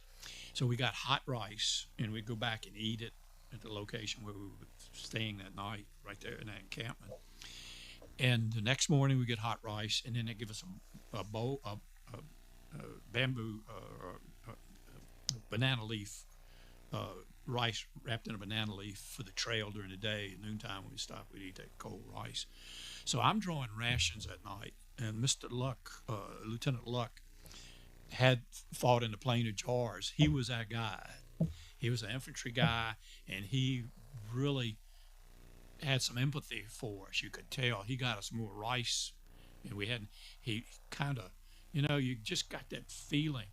Anyway, he was with me, and I'm looking where the rice is coming, and I hear behind me, somebody putting a round in a chamber, and I'll turn around, and there's a Laotian peasant sitting there, and Luck grabs his rifle, and through an interpreter, he says, when we get to the pilots that are shot down, we kill them. We don't, So, he wanted to kill me, and they said, no, you're not killing this American. He's to us. And so that was just my take. That's probably what they did. If the Vietnamese didn't get to them before the Laotians, the villagers would, kill the pilots. So. I mean, honestly, you're in probably the poorest area of poorest areas. Any food that you're consuming is food that they're not consuming. I mean, you're taking from them, so killing you is easier than feeding you. Yeah, Trent, that's interesting. When I got there and we're in these going to these poor villages, they ain't got a pot to piss in, and they're working hard. They don't have any men all the men of military age are gone, So it's the old women, the young women, and the little kids that are working these rice paddies. And it's like, oh my, they can't spell the word democracy, but I understand some of it. But I said, I've read about this in Time Magazine or National Geographic, but when you're there, it's just to see it and then to get up in the mountains and see those people. Wow. Yeah. I say a prayer for them that their life's improved over time. That's amazing of you. Yeah. Wow. When the day comes when you're finally free and I guess you're catching a plane coming back to America. Yeah. Or are you going to a hospital first? What? Yeah. Well, my group was about the second or third. They did us in groups. And I think I was the first from the South to come out. Pilots had been released, and then some. So we have a date set, and they come and get us out of the cell with the other Americans, take us to a holding cell, give us Western type windbreakers and pants and shirt, and a little duffel bag like we've been on vacation, And so we sit there, noontime rolls around, they bring food in. We said, "Why are you bringing food? We're being released today." They said the peace agreement fell through.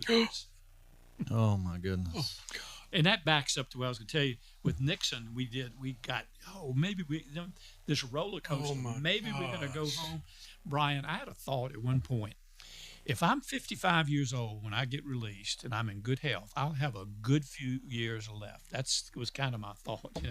I mean, and every day becomes like a million years. Here you are in the border. In the jungle, I like the outdoors. I didn't like malaria, but we did get mosquito nets and that. But anyway, so living had become kind of commonplace, and the possibility of escape was better there, But when I got north, the boredom of a cell and, the same old stories, and we're not traveling and walking, getting exercise. We had in the courtyard maybe an hour a day. But, yeah. So they come a few days later, and they open up the big old iron gates of that old French prison. Yeah. And there it looks like a whole Hanoi population standing outside the gate, and they got these vehicles waiting for us, and we get in them, and they just want to see the Americans. And as we're riding along, I told you B-52, you could see it tore the railroad up. Yeah, and all the infrastructure, it did a lot of damage. And so we come down to Xylem Airport, and the old Quonset hangars are there, and I see them, and we sit there while we wait, and then all of a sudden we start moving, and as we come around, there's a C-141 Starlifter, the Air Force plane, with the American flag on the back of it. Oh, yeah. Oh, gosh. Wow. Yeah. Oh, yeah. Yeah. I mean, I'm happy the war's over and we're maybe going to get home, but our names read as a one-star general, American general there, and they're sitting beside and read our name, and I go up and salute the general, hey. And then I get an escort to Air Force. I think one of them was a lady, walk us back up the ramp of that and put us on a plane, and we take off. And a little while later, the pilot comes on. He said, "We're out of North Vietnam airspace. Oh. We're in international airspace." And you talk about crying and screaming, and the cheer went up. And then we landed in the Philippines. We know the anti-war movement's big, but we didn't know what to expect. We land, and the dependent families just lying at tarmac there. And so the ranking man on that plane gets to make a statement. President Marcos is there, the ambassador to the Philippines is there, all the dignitaries. And as we get off the plane, we shake all their hands. But the ranking man makes a statement. And we're held in the Philippines for about 2 days, some preliminary medical, just to make sure we're okay. And then we fly back to the U.S. And no, that was a great flight. And we land in Honolulu at the air base there, Hickam, in the middle of the night. And again, people lining the fence, the cyclone fence, and they've got American flags, they've got leis, and it's about chest high. We're going over and they're putting leis around our necks, and they're giving us American flags, and And one lady says, "I'm from Hogtown." No kidding. Yeah. I said, "You're from Madison." Across the river, what? Yeah. I said, "I am home." Well, when I was in the Philippines, Steve Walthall, who lived briefly up in a rental house up the road from where I was raised, was in the Navy, and he had a good position. He got over to see me. So he was a hometown guy that I knew, and he was one of the first Americans. And I had, we had a escort who was the same rank. I was E6 by then, staff sergeant. He kind of came from the same background as me. And the first thing he said, "Everybody in your family's alive." Well, that's the first time I'm thinking about. Yeah. Well, I guess I've thought about it some. That's a relief, out of 7 children, and so he lets me put in a call to my mother, to my home, and my mother's the first one I talked to, and I tell people she sounded like a hillbilly from out of West Virginia. I hadn't heard her voice. My dear mother, out of Killian, South Carolina, off of 2 Notch Road. She grew up on a sand farm. Yeah, I had the best mother in the world. But anyway, they went through a lot. That's something that you get lost in.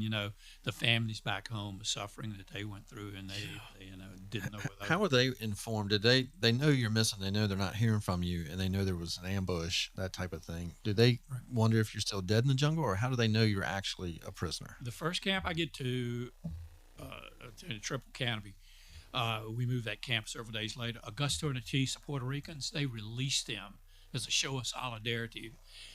Puerto Ricans were subject to the draft, whether territory of the U.S. One of them was Marine and one of them was Army, and they brought our names out. So that's the first about 8 weeks after I'm captured, word gets back through the casualty assistance officer to my parents, and David's name's on this list. And then Willie Watkins, Jim Strickland, and Coy Tinsley were released in the fall of 1969, and they brought word out to my family. Alive. But from then until I got released, they didn't know. And so when the list comes out, the casualty assistance officer for my parents, Major Plummer, lived in Norfolk. And so he calls up and says, "I've got the list." I said, "Well, is David's name on it?" He said, "I can't tell you over the phone, military. I have to come there in person and let you know." And he got that like in the middle of the night, knocked on the door. He'd had the flu that day, but he got up and his wife drove him down there. And he said, "David's alive. He's a man you saw. There's a different color in my family." Oh, yeah. That was Major Plummer, the casualty. Great guy. Anyway, so my brother Danny, next to the youngest, went up and down Taylor Road knocking on doors at about 2 a.m. and David's home, coming home. David's coming home, yeah. Wow. So they were excited. Before we went on air, you showed us what you wore over there. So is that stuff you just brought with you when you were released? I did. I brought that out. I don't know why. Why would you bring that? I don't know. Yeah, but that's... you don't want a souvenir. But the sandals, were just... Yeah. Up till I got those, they'd taken my boots, so I was walking barefoot. And when you're walking up stony creek beds, your feet, I'm a tenderfoot. But they finally brought those and the mosquito nets in September, and they were lifesavers. Yeah, just the little things in life. How hard was it once you got back to kind of get, I guess, back in the? It's been 6 years. You were gone. I mean, it's 6 years since you left. So what did it feel like? Wow, that changed. What was what was your recollection of being back? I just fell back into it. I just assimilated. It just was natural. Right back. Oh, no kidding. And see, I was not married, with a wife and children. So, and my parents, I just right away. When I came to the airport, there were about 10,000 people at Preston Glen Airport, Lynchburg Regional Airport, where I had left to fly out to California from, well, up to D.C. and then out. And so Cardinal Airlines provides an airplane to fly me back. Well, there's a little catch to it because they got the SET, I guess WLVA then, guy on there to interview me on a flight back from Reading, Pennsylvania, back to Lynchburg Airport. He said, "What do you think about all these people?" I'm like, "What's he talking about? All these people?"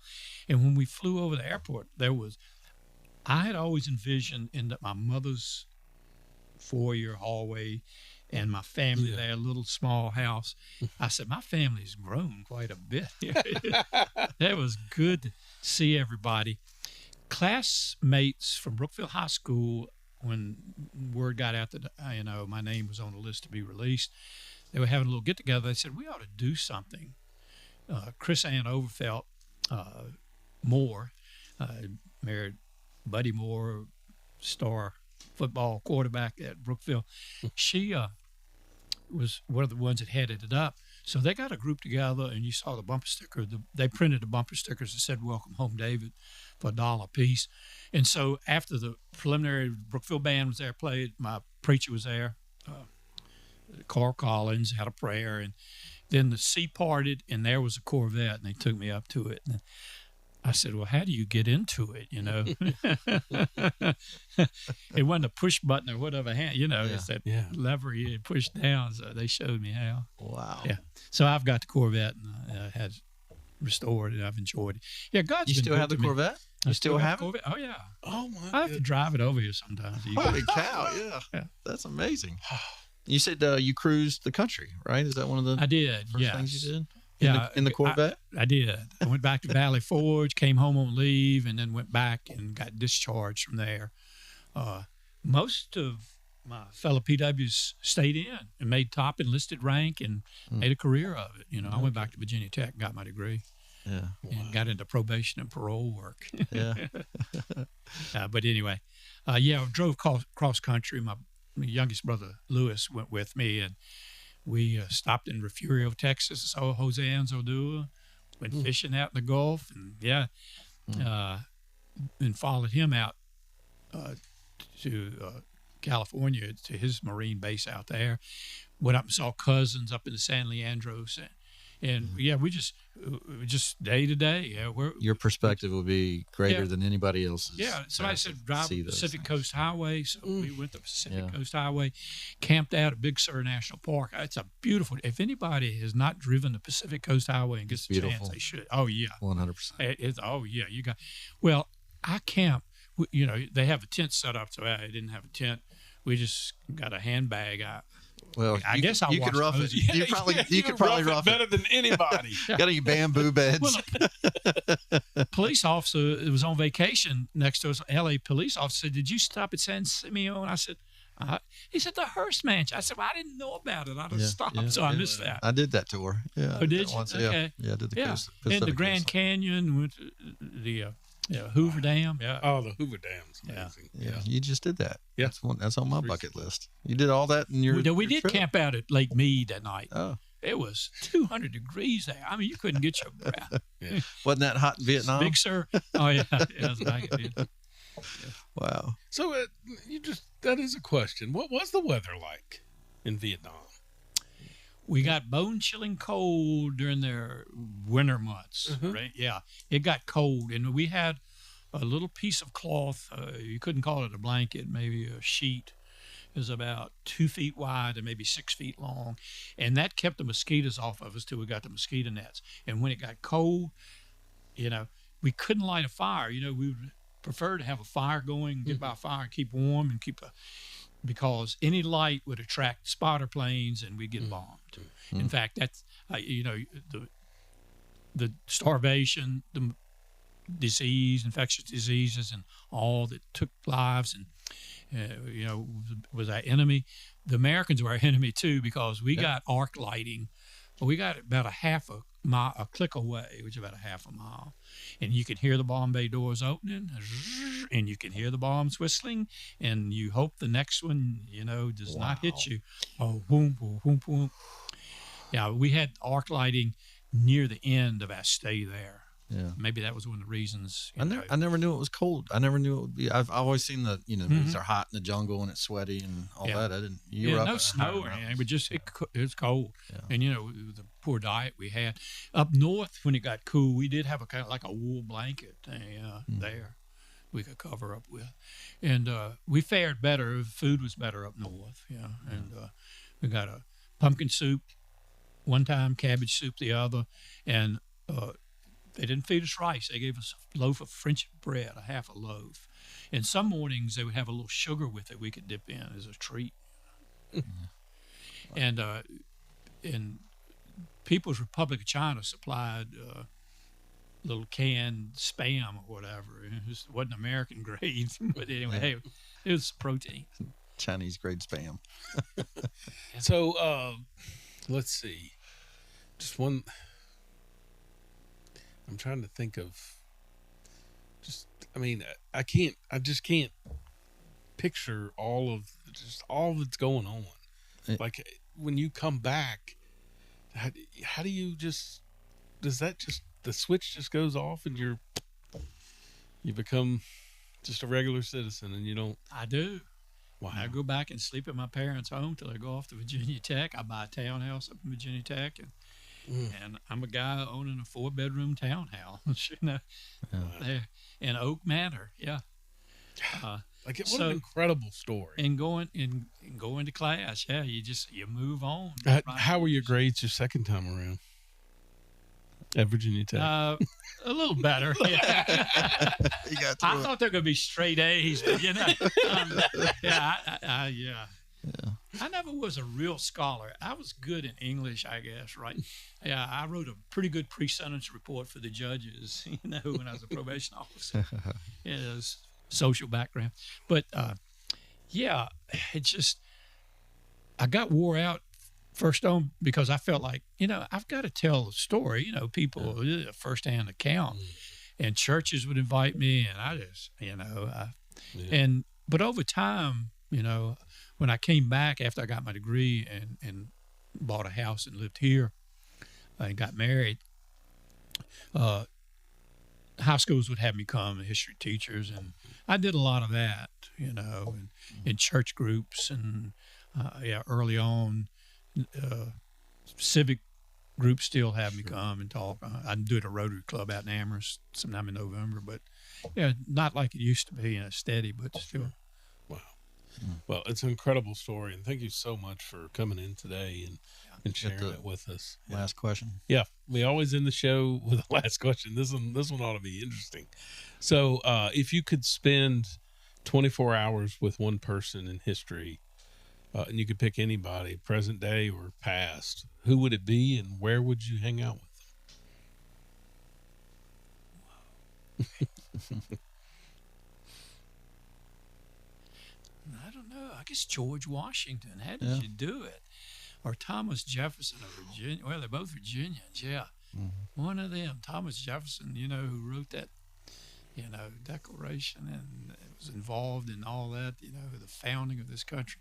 But George Washington, moving the troops without, those two men, just men of stature, men of integrity, men of character.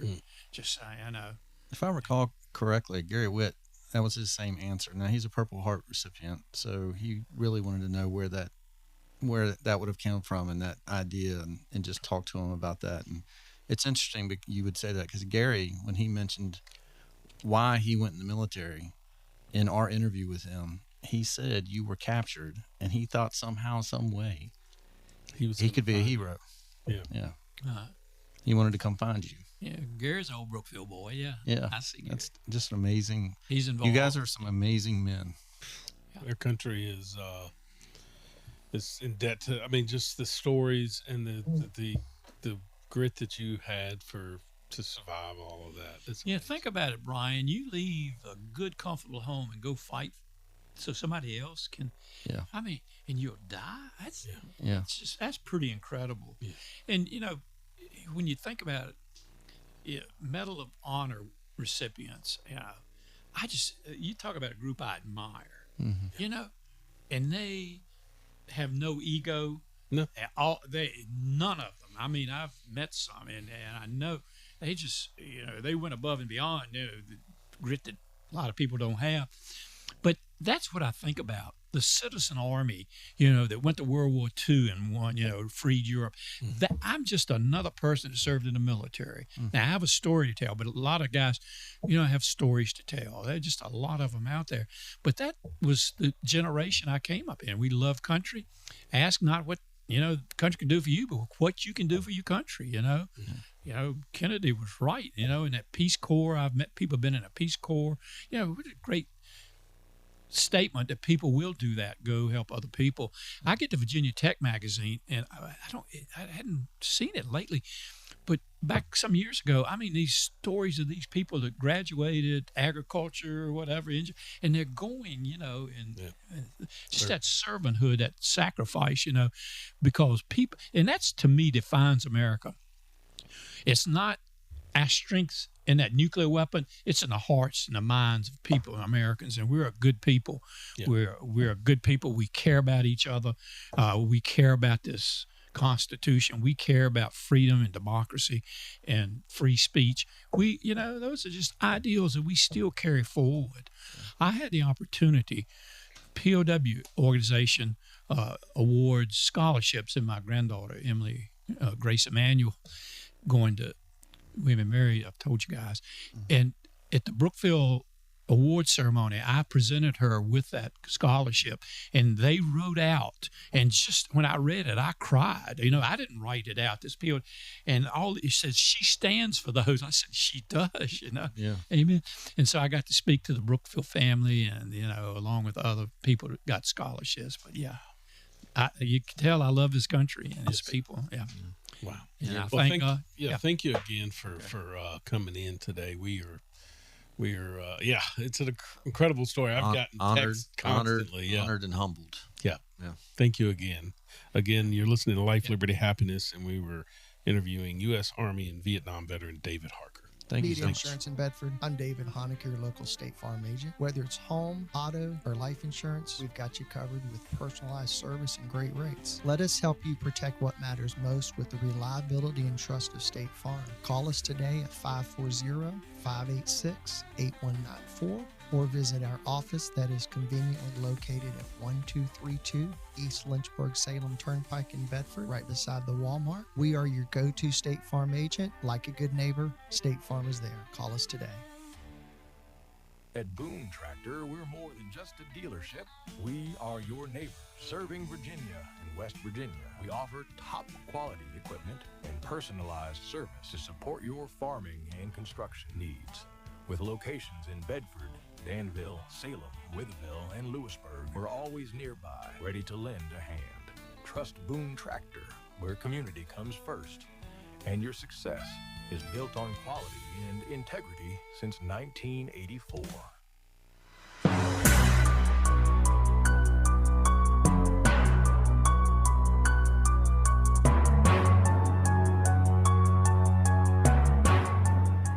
I don't know how we I mean, I don't know. There isn't a part that's that good. Well, have at it. Yeah. No, it's just one of those things where I looked up at the clock one time, and I think it was the first time I looked up, and it was 6:15 or something, and I'm like, I don't even care. Like, this. There was a time where I was almost going, I wonder if he'll come back, and because I kind of want to know more of like what it's like when it's to be back. I mean, his detail was incredibly good, but we could have just delved into more of the Ho Chi Minh Trail and the walk and what that's like, and there was just so many questions too to keep going. That was just unbelievable. Yeah. But now back to drama. On to drama. What'd you think, Emma? Dude, I really liked it. I looked up a few times, and Emma's peeking around. Yeah, I peek. Yeah. So it's really engaging. He's a really good, not storyteller, but He tells a story. I can't imagine. I know, like Trent knows, for 5 years. I'm a wuss, man. Like, when I'm at the river, it's like, just sometimes like I got to walk up that, just to my tree stand, and I'm like, Well, these stories have made me personally calmer, if you want to say. Like, things aren't bothering me. It's just like, I don't really have anything to complain about. No. Like, it's just good stuff. Yeah, there was a part of me that thought when you're, like, I know this sounds so horrible, but when you as a child, or even now, when we were going to Vegas, right? The night before, you're excited. Mm-hmm. I get to go to Vegas tomorrow. It's going to be cool. And then I think, this dude is leaving a prison camp. Yeah.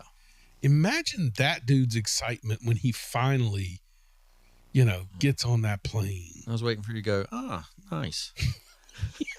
He did make a comment when he said, when they, didn't make it very far, and it was like, they were only 30 minutes away, and it took them 3 days, and you were like, that would have been me. Yeah. I would have never made it. Yeah. Anyway. Yeah.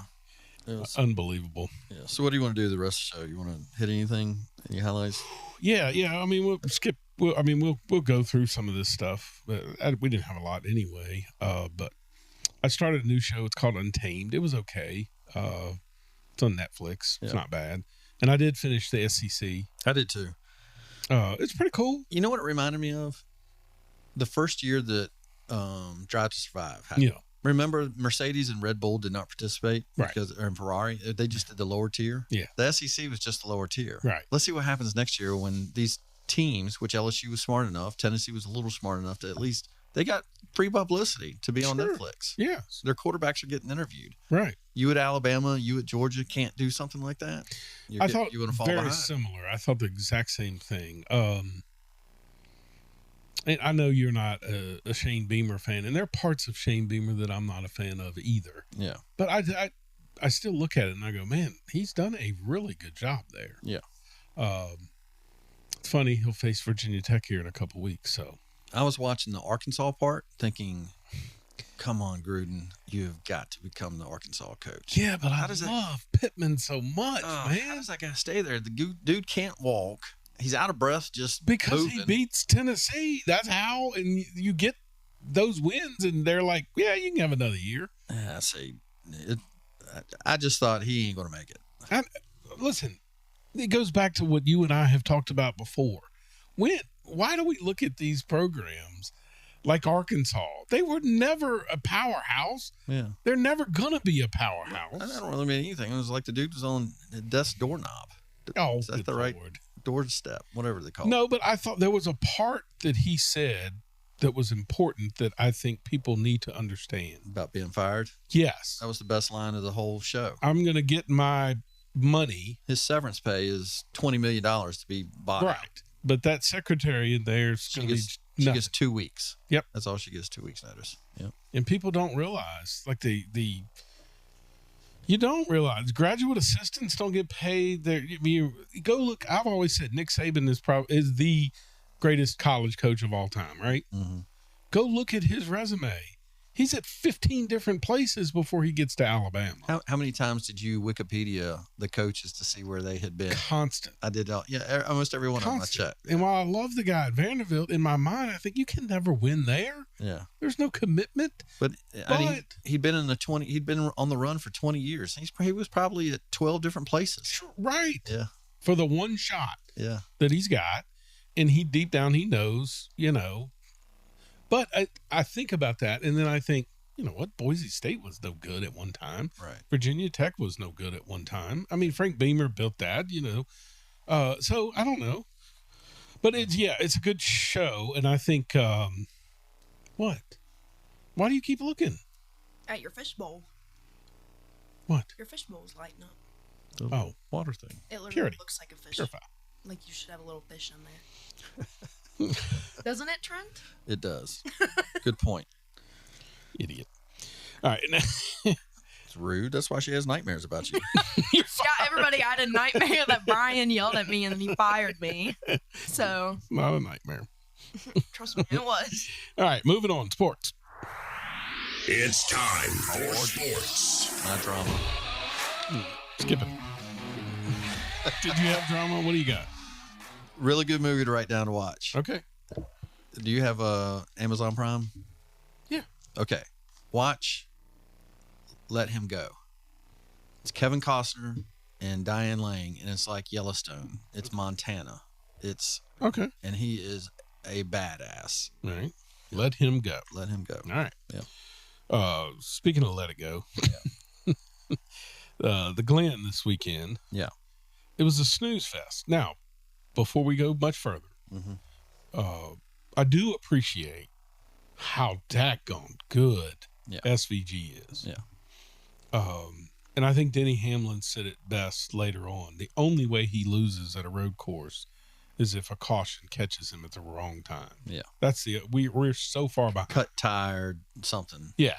We're so far behind. Because what was so funny is I've heard people talk about when NASCAR was in its heyday, let's say 90s to the mid 2000s, right? Mm-hmm. You had really good road courses in the beginning, but then everybody else sucked. It was horrible. Yeah. But then NASCAR started to all the drivers started to get better and better. Like AJ Allmendinger said that. He's like, when I first came in, they were horrible at it. Yeah. And it was easy to pass them. And then each one of them got better and better.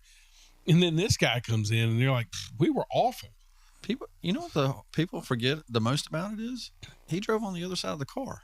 That's exactly right. He was left-handed shifting gears. Correct. I don't know if the clutch was the same reverse or not, but it just is amazing to me. The guy drove on the other side of the car, and he's coming here and killing professional drivers. And let's remind people, he's not in a Hendricks car. That's right. He's not in a Joe Gibbs car. Yeah. Hey, why did Trackhouse take credit? Let's see, maybe I misunderstood. Zilich, when he won on Saturday before he broke his collarbone, falling out of the car, it said Junior Motorsports on the back of the car. Everything, the post that I'm reading is giving Trackhouse credit for Zilich, but that was with Junior, right? He is signed with Trackhouse, and so I think there's a little marriage there where you know how Gibbs has sort of that junior program. So I think Trackhouse spotted Zilich first, signed him in a junior program, and Junior Motorsports was part of that path. Okay, but it was a junior win, right? Yes, Junior Motorsports, yes. Zilich has won 6 times this year, I think, and all of them with junior, right? Yeah. Am I right? Yeah. Okay. Yeah, he is the next big thing. Yeah. And I love that he does the Red Bull commercials. I don't know if you've seen them with Max Verstappen. I mean, they're kind of, they joke each other about, you come race this car, I'll come race F1. Oh, okay. And I think Zilich could race an F1 car. I really do. He just can't stand on his car. God, did you see what happened, Emma? Did you see what happened with Connor Zilich? No. Race car driver. Trent sent me the video. So I had watched the race. And then as soon as he won, I just cut it off. Yeah. Because not the last lap, but how he got the lead was freaking incredible. Yeah. I think people forget about just how amazing his run was. But then my brother sent me a text, man, that kid screwed up bad. And I'm like, what is he talking about? I thought, as you had said previous on the show, that during the celebration, maybe he hit somebody with a car. I keep waiting for that to happen. Somebody's going to get run over on those. But then you sent me the video, and I'm like, oh my God. So when he went to stand up, Emma, on the car, you know what I'm talking about, getting out of the car, his foot slipped, and it sort of got caught in the car, and he hit face first. Yeah. He hit the pavement. Yeah. Fell off the car. I honestly, you said hip. The only thing that I thought is, this dude's brain dead, dude. He's not going to recover from this. The angle that I saw, the first thing he grabs is his hip, but I guess it was because his collarbone was broken. He was trying to get his arm up, but he was grabbing his hip. And so the video the one that I saw doesn't really show what hits, but yeah. Did you see the TikTok of him? Could have broke his neck. On that show with Tommy Baldwin and Bubba Wallace's spotter. Mm-hmm. The video, Connor is doing the interview with him. Did you see that? I've seen the interview. Where he says basically his first words are, he's yeah. And I could understand that. He's like embarrassed by the whole situation. He was conscious, but he was actually, I guess, semi-conscious. He doesn't know that he was awake at that time. Right. His first memory was he's on a cart. Yeah. Yeah, that was crazy. All right. Yep. Spent too much time on that. All right.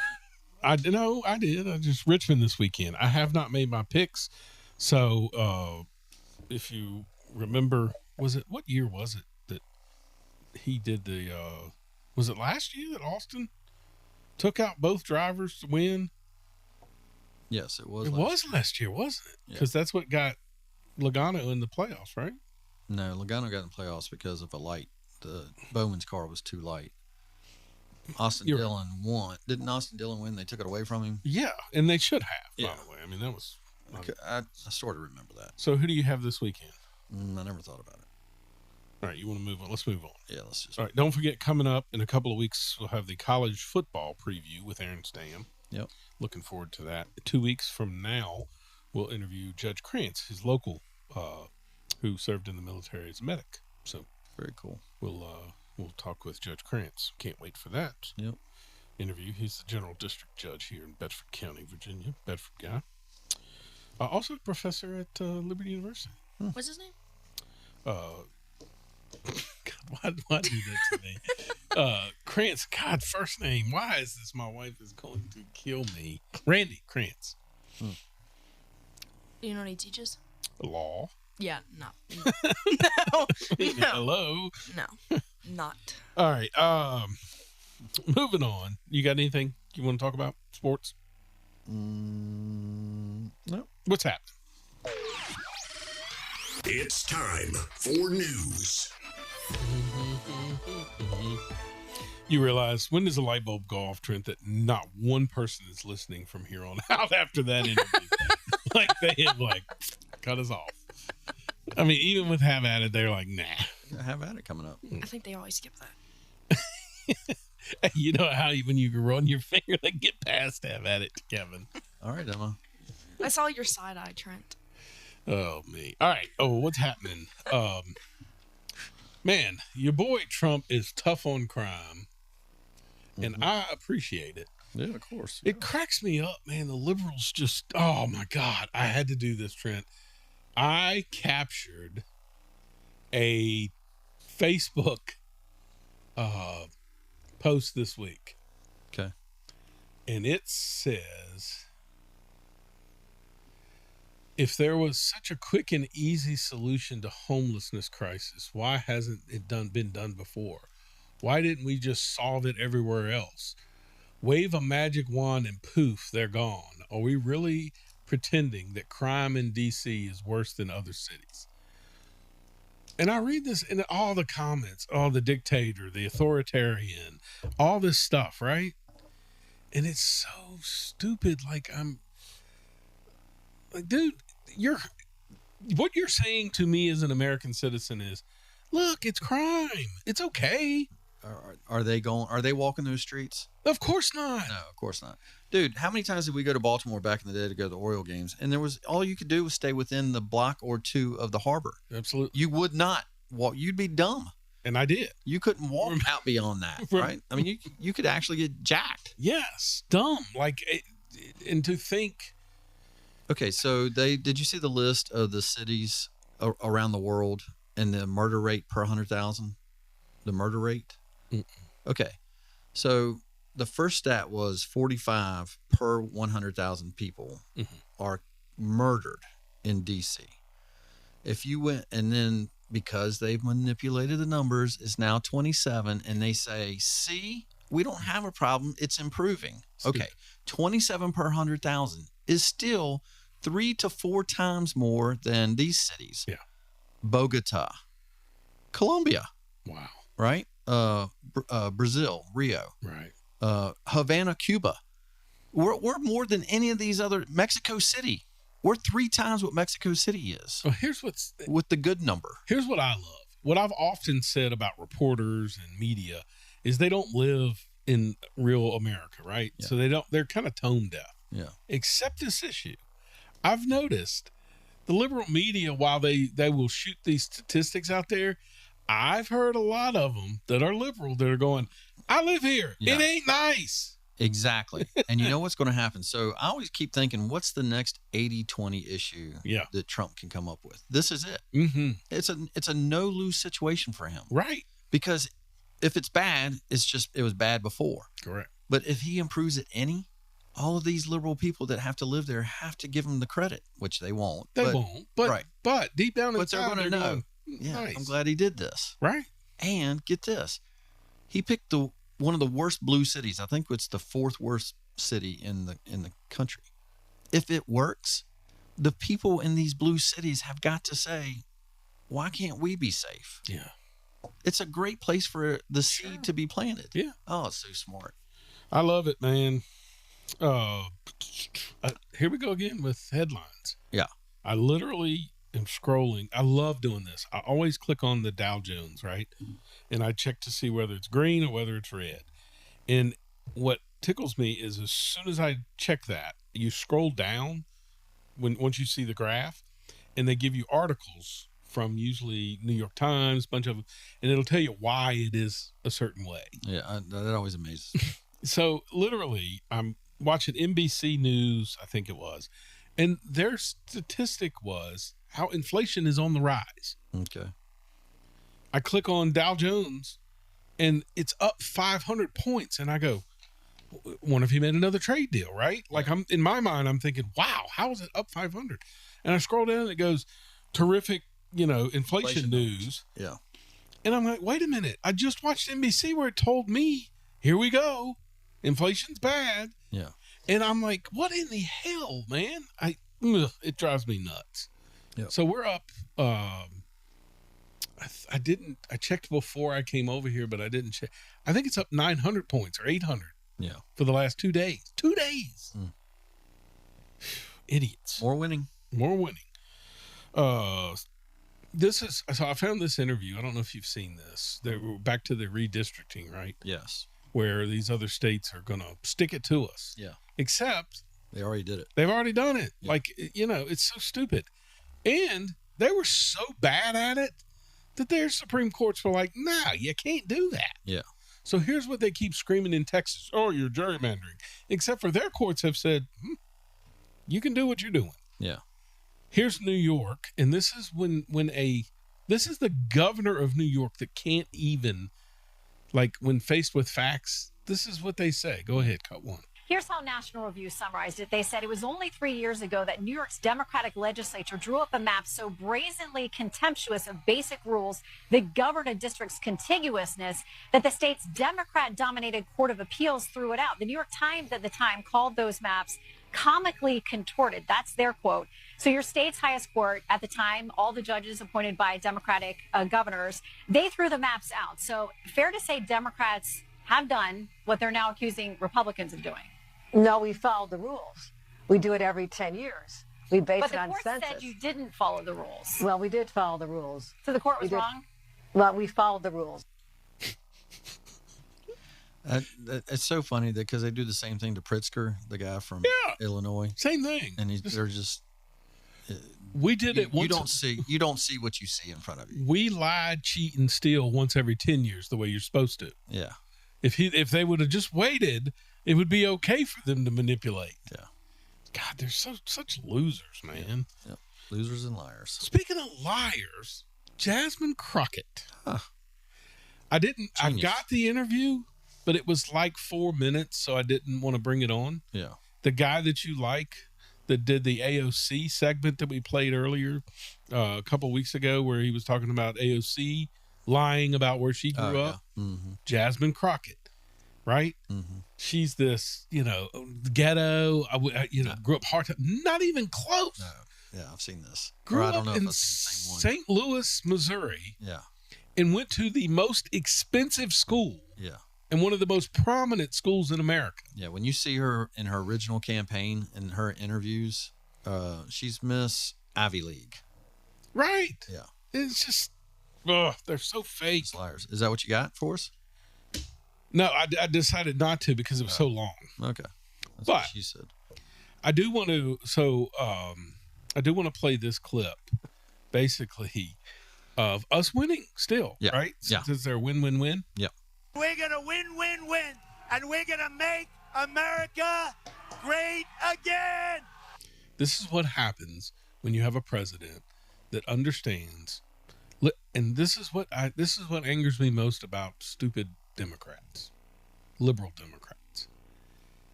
Look at his administration. Democrat, right? Yeah.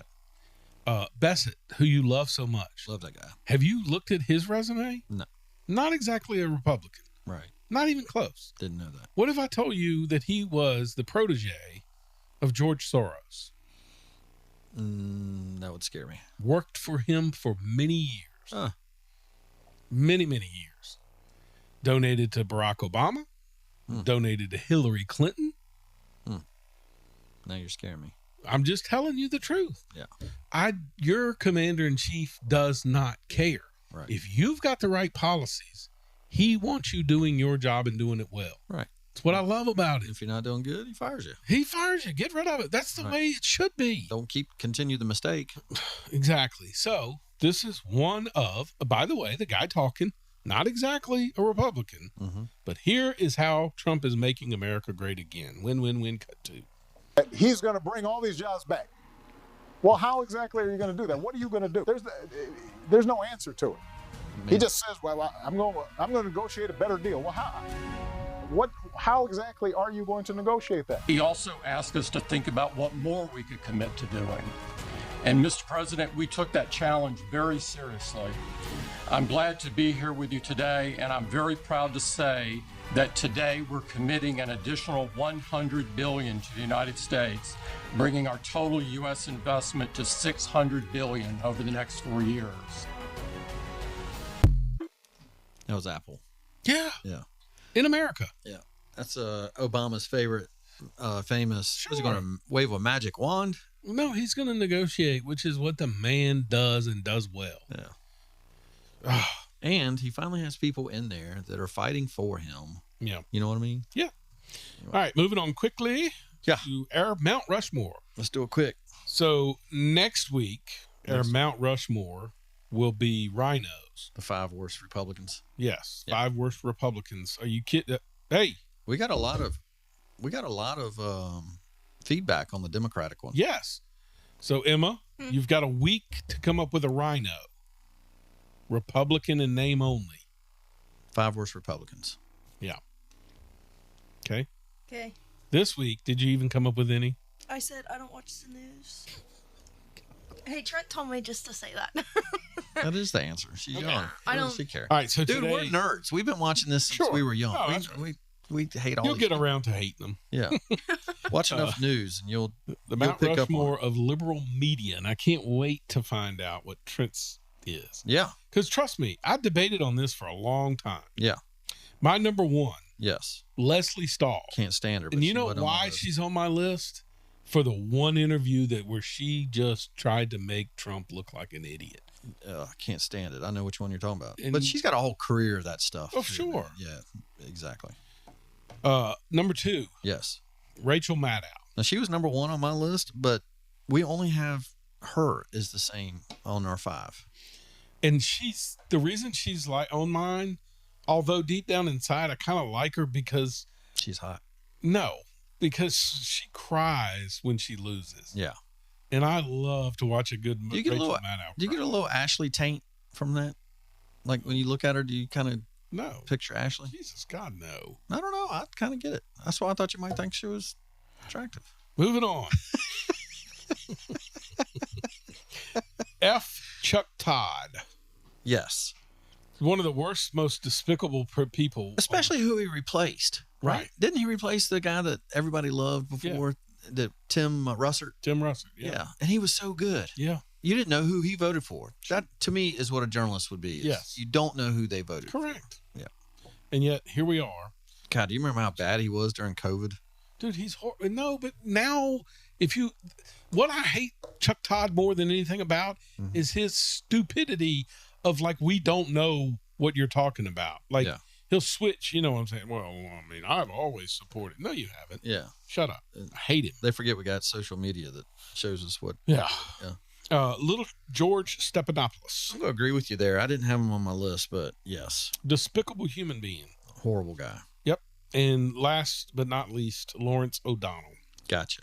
Can't stand him. Yes. And usually we're a little bit spotty around here is I never got a chance to mark up the agenda today. I'm sorry about that. Just kind of got really got swamped. So anyway, my list, I had Rachel Maddow as number one for me. Been watching her for a long time.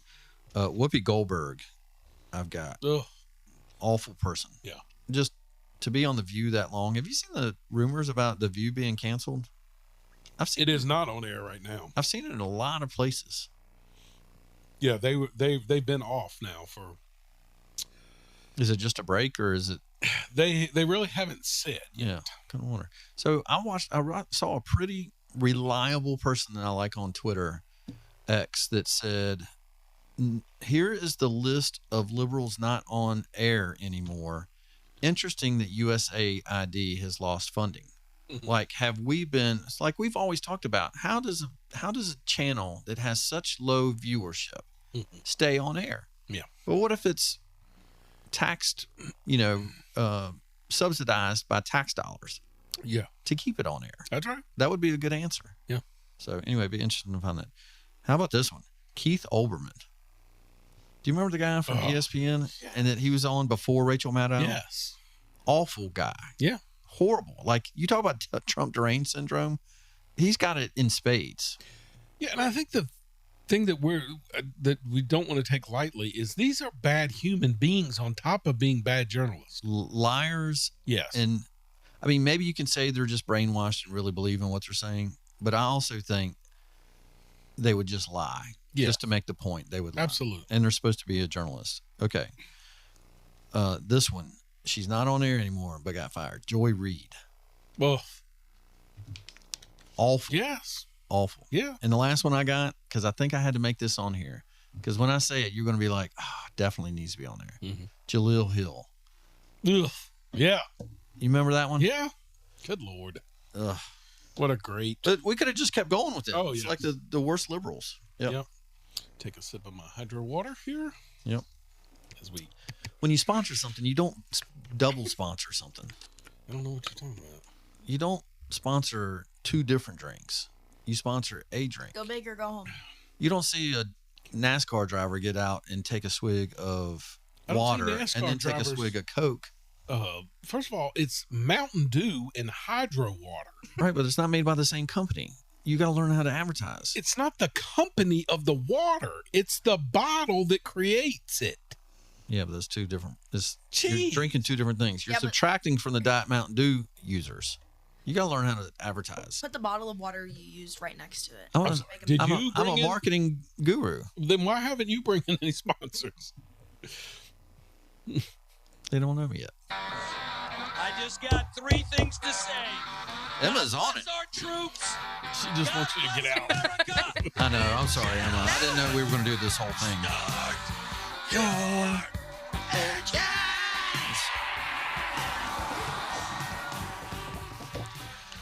All right, cut 10. Okay, calm down. No. So listen, why does every liberal, Emma, please don't turn into one of these. Please don't turn into Are you saying I would? No, I just don't want you to. Just you're going into communications, and the way to move up is to be one. Listen to this woman, how she talks about Trump, and she's supposed to be, I forget what her actual she is on, she's on a podcast. Jennifer Welch is her name. And now I'm trying to remember what it was. I even looked up what she did that was supposed to be so important. Oh, she's on like those interior decorating shows on Home and Garden or whatever, the HGTV type stuff. Listen to this woman. I've had it with white people that triple trumped. Yeah.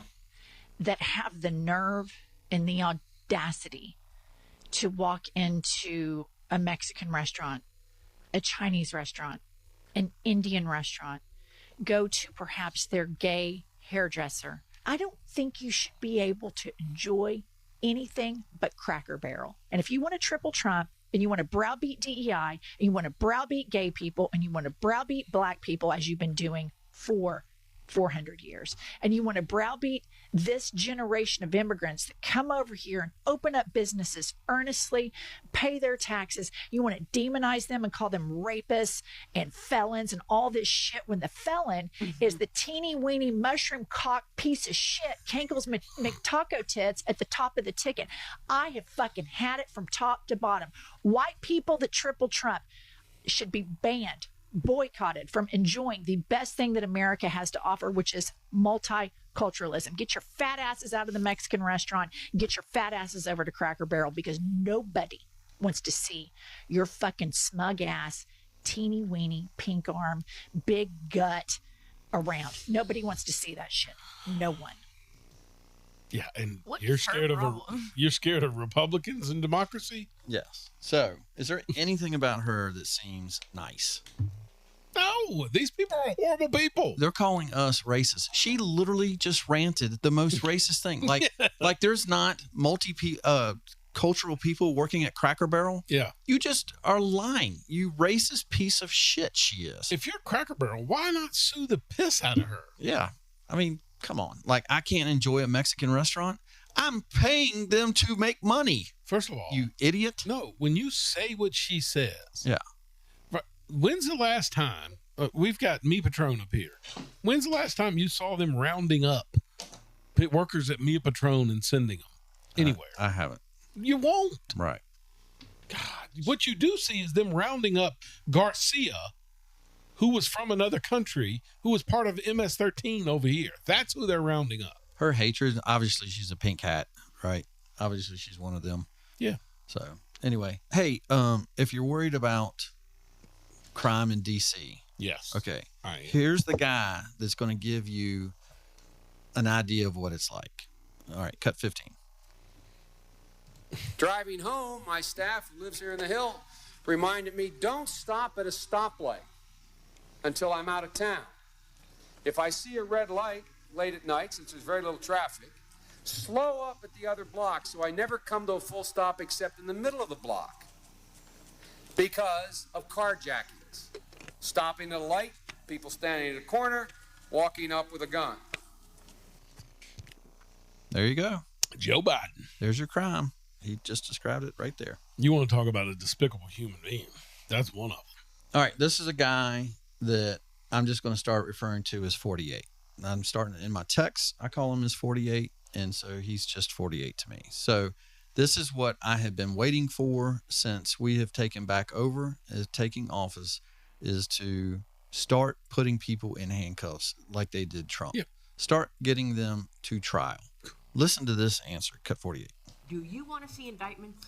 I absolutely want to see indictments, Maria. Look, of course, you got to have the law follow the facts here. You don't just indict people to indict people. You indict people because they broke the law. But if you look at what Tulsi and Kash Patel have revealed in the last couple of weeks, I don't know how anybody can look at that and say that there wasn't aggressive violations of the law. What they basically did is they defrauded the American people in order to take Hillary Clinton's presidential campaign talking points and turn them into intelligence by defrauding the American people, defrauding the intelligence agencies, lying about what the intel said. They would take something that supported a Hillary Clinton campaign talking point and they would overemphasize it and exaggerate it. They took anything that actually contradicted that narrative and they buried it deep. And through that, they actually laundered Hillary Clinton's presidential campaign talking points through the American intelligence services. That's a violation of the people's trust. That's a violation of what our intelligence services should be doing. And I absolutely think they broke the law. And you're going to see a lot of people get indicted for that. Here's the thing that should really bother the American people. What do you want our intelligence community to be doing? I want them to be catching bad guys. I want them to be making sure that terrorists aren't going to kill innocent American civilians. I don't want them laundering Hillary Clinton's campaign talking points into the American media and giving them this air of legitimacy. It is sick and it's disgusting. It hurt the intelligence community, it hurt the American people, and it hurt the first Trump administration. We have got to have consequences for it, or we're just going to see the same play repeated again and after. Man. Dude, when you hear these answers that what was the lady you said from the Congress lady? Crockett. When you hear her, AOC, or Schiff, or Schumer, dude, last night, have you seen the thing about Schumer making up the family? Yeah. There's a man and woman that he's been talking about for 20 years. Yeah. That he leans on them, talks about being at Thanksgiving with them. Right. They're fake. There's no two people, whatever their names were. I mean, when you hear those answers and when you hear that guy talking, I mean, it's just night and day. It's despicable. Yeah. The stuff that they do. Yeah. To stay in power. And that's the thing. That's exactly It's right. not money. That's it's power. That's right. And to just lie. It was like one of the Tucker interviews. One of the former congressmen said what made him sick was once you become a very powerful political person in D.C., you become where you start bragging that you can actually contradict yourself the next day and no one will say anything because you're that good of a politician. And Chuck Schumer is one of those. Yeah. I get tickled how things become facts when they're not. Yes. Like they still talk about January 6th as being the violent day. Yeah, the insurrection. It's even called insurrection. It wasn't an insurrection. But where was the violence? Right, exactly. Obviously, there were things broken and rioted and that kind of thing, but nowhere close to what happened the summer we saw. No. Right. Stuff becomes facts, and that's what. Well, I mean, just bothers. There's a whole culture of climate change. Ugh. I'm still going to the same. You're going to North Myrtle, right? Yeah. You could have gone to the same beach 30 years ago. It's crazy. If the waters were going higher, would you be able to go to that same beach? I've always said that. Exactly. I'm going to the same beach I did when I was a kid. Yeah. Once I can't go, I'll know the water's rising. Idiots. What's the? You keep looking back over here. What's going on? No. Oh, I thought you were signaling something. Mm-mm. It's like over my shoulder. All right. Does this end the show? Yeah. Oh, I thought it would never come. That's what I was supposed to. Okay, so this is 5 minutes long, and I don't know if you want to get that far into it, Emma, but it is really good. And you like preaching, right? You play it, and I'll get to listen to it on the way to Myrtle Beach in the morning. Oh, will you have it uplifted by then? Uplifted. Will you have it yeah. uploaded by then? I upload it every night before I leave. Man, bless your heart. So, yeah, I know, so your mom is really going to enjoy this. You make sure you have it uploaded, or else. Yes, that's what I hear in my nightmares. Guys, I'm not joking. I think I did cry. I think you made me cry. Make her cry in her sleep, Brian. Well, what can I say? And he fired me, and everybody's like, he can't fire you. And I was like, well, he did. No, I can't. Did I come and save the day? You weren't there. I was probably fired before you got here. That's right. You're just being grumpy. So this is what he's doing. This is how to parent, and it is the best. Your mom will absolutely love this sermon. All right, go ahead. Reverend Terry Anderson. We'll see you next week. Yeah, we got Aaron Stam and the special show coming up. NCAA. 2 weeks. Yeah. Yeah.